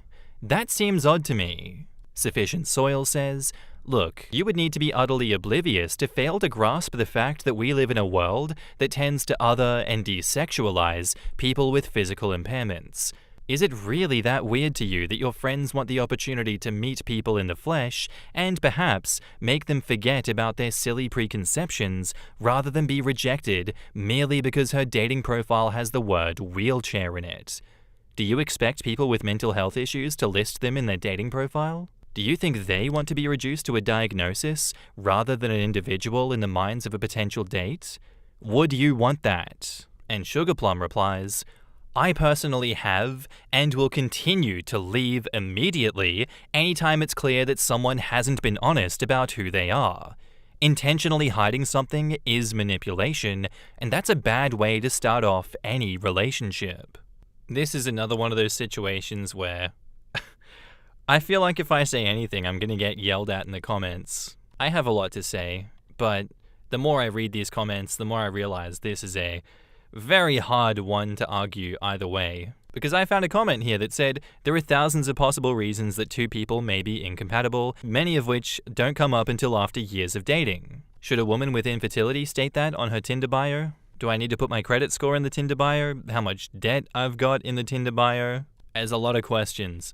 I don't have the answers to them. All I know is what I would personally like to see and what I would not like to see out of a partner on a dating app. And my feelings personally would be, I would be upset if the person I was talking to for days, weeks, months had a disability like the friend he is, that they were disingenuous about. If they were wheelchair bound and I didn't know until I went on a date with that person, I would be upset. I would feel lied to. Why would I want to date someone who has been dishonest with me from the get-go? If you have lied by omission coming up on the first date, you are not someone that I want to date personally. That is my feelings, and I don't think that Opie is the asshole here for telling this woman her opinion on a situation when she was asked for her opinion. Opie even apologized. Opie tried to be, tactful about this, and yet still got blown up in the face because apparently she didn't want an opinion. She wanted to be lied to. I don't know. And now, onto the update, 16 hours later. Since there's been a few questions or comments about various parts of this, I feel obligated to share some more information. I apologized immediately after she got huffy with me. I did not let the matter sit. Whilst she's still a little bit off with me, we've not stopped speaking by any means. Whilst she is a co-worker, I would say we are also light friends, given we get dinner together once a week and catch movies together, share hobbies, etc. But I don't know how well our connection would be if we didn't see each other 5 days a week, if that makes any sense. There are people that you meet through work that become lifelong friends, and those that are just friends throughout their shared workplace, but fade after. I just don't know where we stand in terms of that yet. I have stated, and continue to point out, that I never would have said what I thought if she had not asked me for my opinion. It isn't my business how she dates, and I fully understand, even if I can't relate, that dating with a disability is not easy, and there is a lot of warning signs that she needs to be aware of, like people with fetishes and so on. And I recognize that she should not put that information in her bio.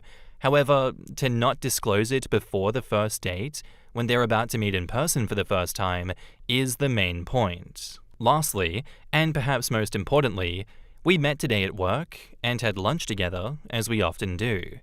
And she brought up the conversation from the other day.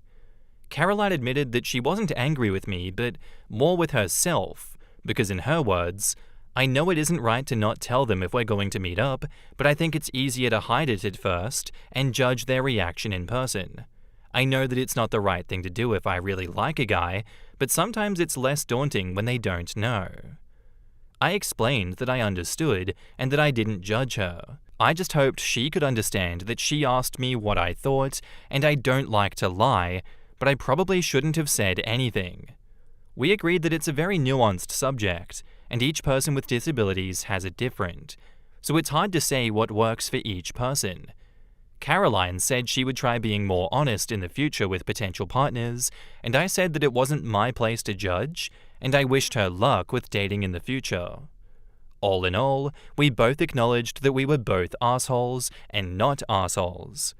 It's a difficult subject, and neither of us has a place to say what everyone should or shouldn't do when dating. In the comments, Kistner says, "That's a tough one. However, at the end of the day, people prefer to be dealt with honestly, and her starting a potential relationship with an omission is questionable. There's also a big issue of fetishizing and preying on the disabled, and any disclosure could put her at a higher risk for being assaulted. It sucks that she has to worry so much that she can't fully be open. Disabled women especially also have extremely high rates of being victims of sexual abuse and regular abuse, so I would get the wariness of disclosing it online where creeps can, as mentioned, prey purposefully for someone vulnerable. Not saying that this is why she did it, it's just that I would get it if someone disabled would be kinda careful in places where people can specifically target them. I was thinking the exact same thing. She shouldn't put it on her profile, but she should tell people before they meet up. It's one of those things where I think Caroline isn't necessarily morally wrong, just potentially setting herself up for more pain. Will people reject her for using a wheelchair? Yeah. Will people also reject her for her attempt to hide a major part of her life, which would affect their life together? Absolutely. Me personally, I would find it harder to get rejected to my face upon showing up. That said, I can appreciate avoiding prejudice and fetishists. I'm also curious how she's managing this, assuming she has photos. Perhaps she's an ambulatory wheelchair user. Perhaps they're before her disability if indeed she has been able-bodied in the past. Perhaps they're all taken of her seated, but not in her chair. How do you hide a bulky-ass chair? Am I the asshole here for sterilizing myself against my partner's wishes? Okay, Reddit, I need some unbiased outside opinions because I truly feel like I'm going crazy dealing with this situation. I, 28 female, and my partner, 28 male, have 2 children together and have been married for 8 years. For those 8 years, I've either been on birth control when we were preventing pregnancy or tracking my cycle when we were trying to conceive. Adding this just to give the community the context that reproductive responsibility has always fallen on my shoulders. Recently, we discussed the possibility of being done with children since we have our 2, and the family really feels complete. My partner is in agreement that a 3rd child is off the table for him as well.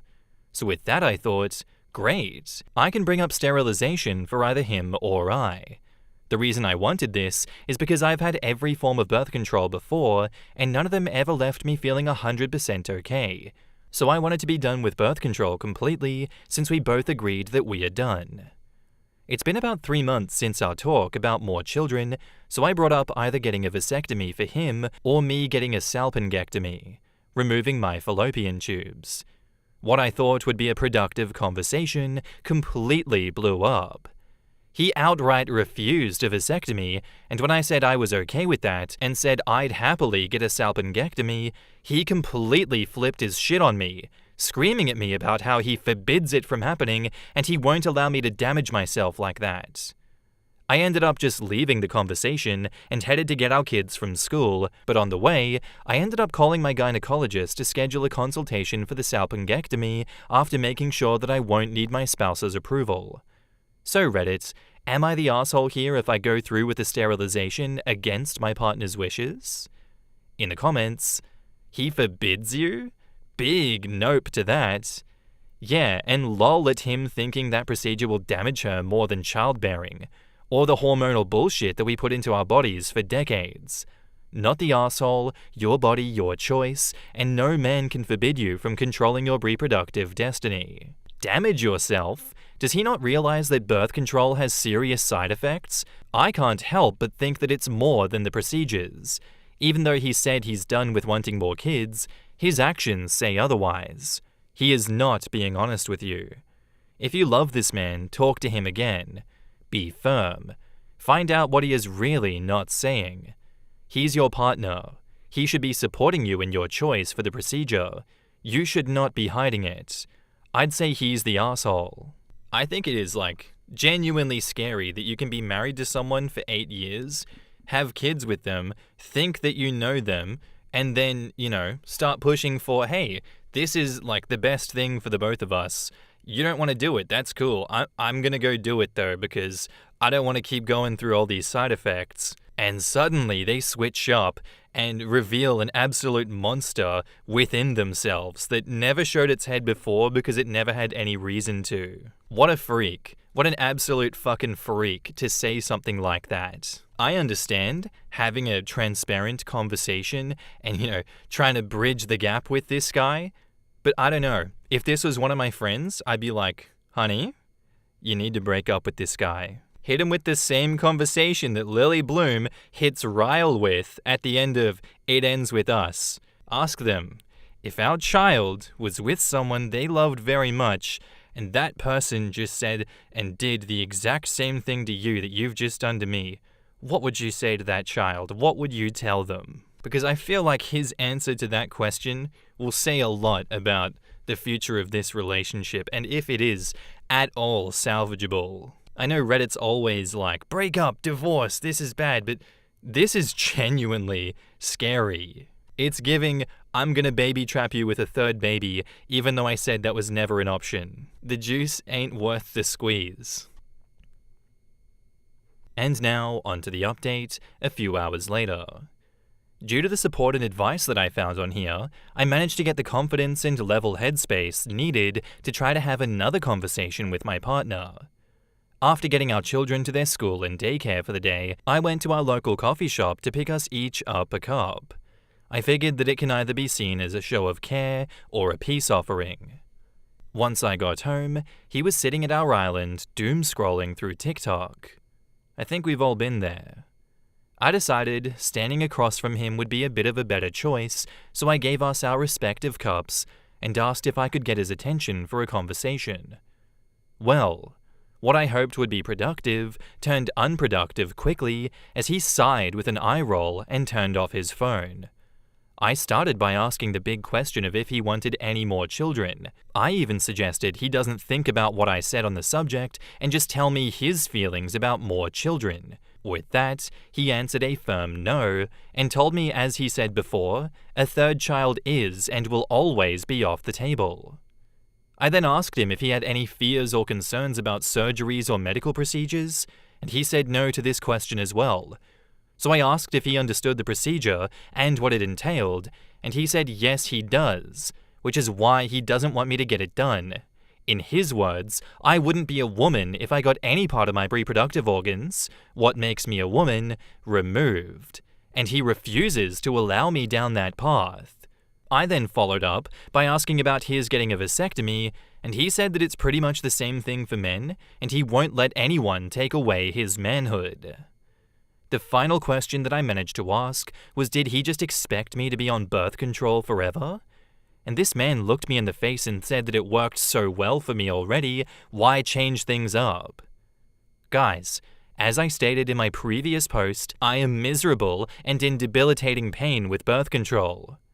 At the end of this, I just grabbed my coffee and went to sit on our porch trying to wrap my head around the conversation while he sat in the house acting like nothing is wrong and that we're just having a normal day off together. In the comments, he genuinely does not care for you, your health, or your sanity. Chronic pain is not nothing. I'm sorry you're experiencing this, but please make sure you're safeguarding your own health before attempting to take his viewpoint. This is why people need to understand that gender identity isn't a scary topic laced with hatred. People just want to keep pushing the gender roles that our grandparents had. This man genuinely thinks that him getting a vasectomy makes him less of a man and that his wife shouldn't have a quality of life procedure. I could see a sliver of possibility of him having a point if both of you wanted kids, but you don't. Not the asshole, and definitely recommend getting the procedure anyways. You shouldn't be suffering on pills and hormones for him to be comfortable in your own skin. For him to be comfortable in your own skin is a crazy line. Steampunk Boy says, as a guy, I can't comprehend doing anything that would bring my partner pain or could lead to her dying quicker or first. It makes me so sad and miserable to know that so many other men cause this and are just okay with it, or not even aware of the pain and suffering they're causing. I'm not even married to my partner yet, but I love her and would do whatever is necessary to make sure that she can live the happiest and healthiest life possible. It makes me so infuriated to know that so many other men don't think this way or even consider it. I mean, shit, look at how many men treat their partner when they're on a period like a leper, rather than doing research to understand it and helping in whatever way they can to make their partners as comfortable as they can through it every month. Hell, if I could, I would gladly take on pain for her, if it meant that she didn't need to struggle or suffer through it. Because at the end of the day, her pain, in a way, is my pain. It's supposed to be a part of being a partner or married, isn't it? To share each other's struggles and pain, so that neither has to face it alone? So yes, fuck this guy, and may he live the rest of his life alone. And now, onto the update, 2 days later. Hey Reddit, I just wanted to give a small update. I've been reading all of your comments on my last 2 posts, I swear. I appreciate all of the advice and kind words. Sometimes even the unkind words because it gives me more to think about. So to start, I've been at my sister's with the children all weekend. I told my husband that she was feeling lonely and wanted us to stay over. He believed it, as we usually try to do this once a month. I called off of work Monday so my sister and I can meet with a divorce lawyer that handled her divorce.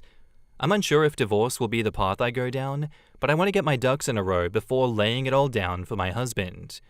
Also, I would like to answer some questions that I saw a lot of in my last post. Yes, I still plan to go through with sterilization. I absolutely don't want any more children, even if this ends in divorce. I plan to tell him that it's getting done no matter what he says or believes. There will definitely be no sex with him anymore. I feel like I lost all attraction and respect for him.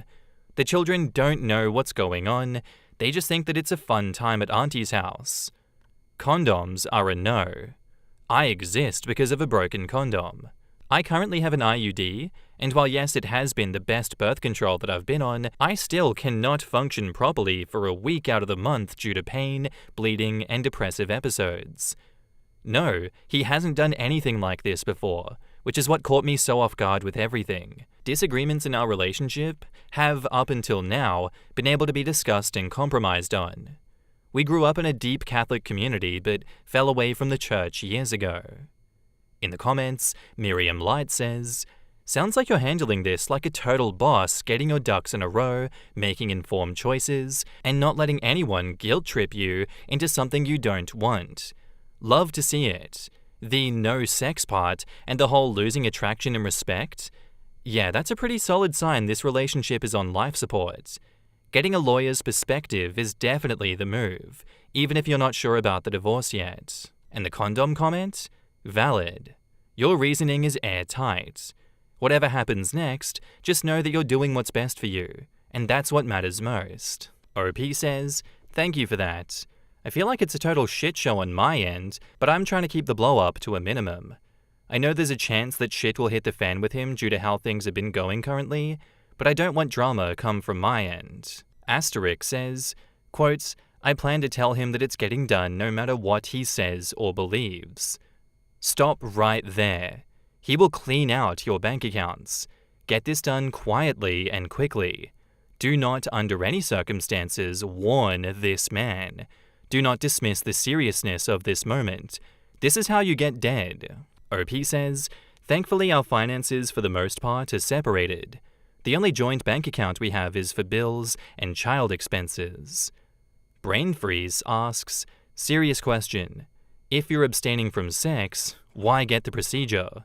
If you're abstaining, have you fallen out of love? Is that the reason for the lawyer? And OP says, I want the procedure for myself, no matter my relationship status. I want to be done with birth control without a chance of children, no matter where the future takes me. As well as the fact that this procedure reduces the risk of cervical cancer significantly, which is common in my family, so that's a plus. I haven't fallen out of love with him per se, but I truly hold no respect for him right now with how he's treated me over this.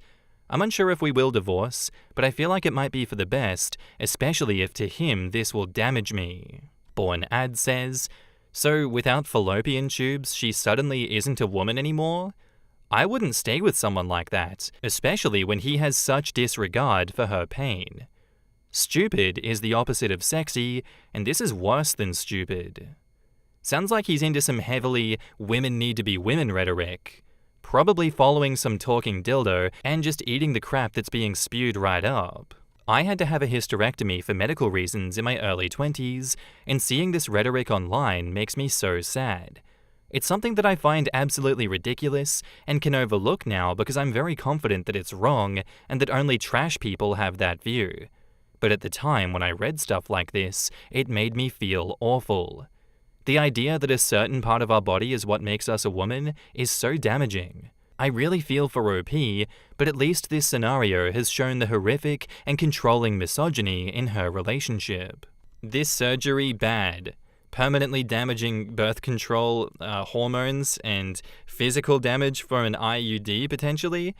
Perfectly acceptable. She'll still have her parts, so why should I care? OP, please tell us you're divorcing this guy. Please, it's not worth it. As I said before, the juice is not worth the squeeze. If you were to not get this procedure and you were to get cervical cancer as a result of that, would he not cheat on you? Is that not something that's likely to happen? He really does give off the vibe that if there is ever anything wrong with you, he's out. He does not care about you. Also, there's the commenter that asked, why abstain from sex? Were you born yesterday? What's going on with you, brother? Yeah, let's just put ourselves in harm's way in an extremely chaotic time with our crazy psychotic partner right now. Okay, man. Glad that you're out of there, OP. Please come back with another update saying that you did divorce him. Please, please, please.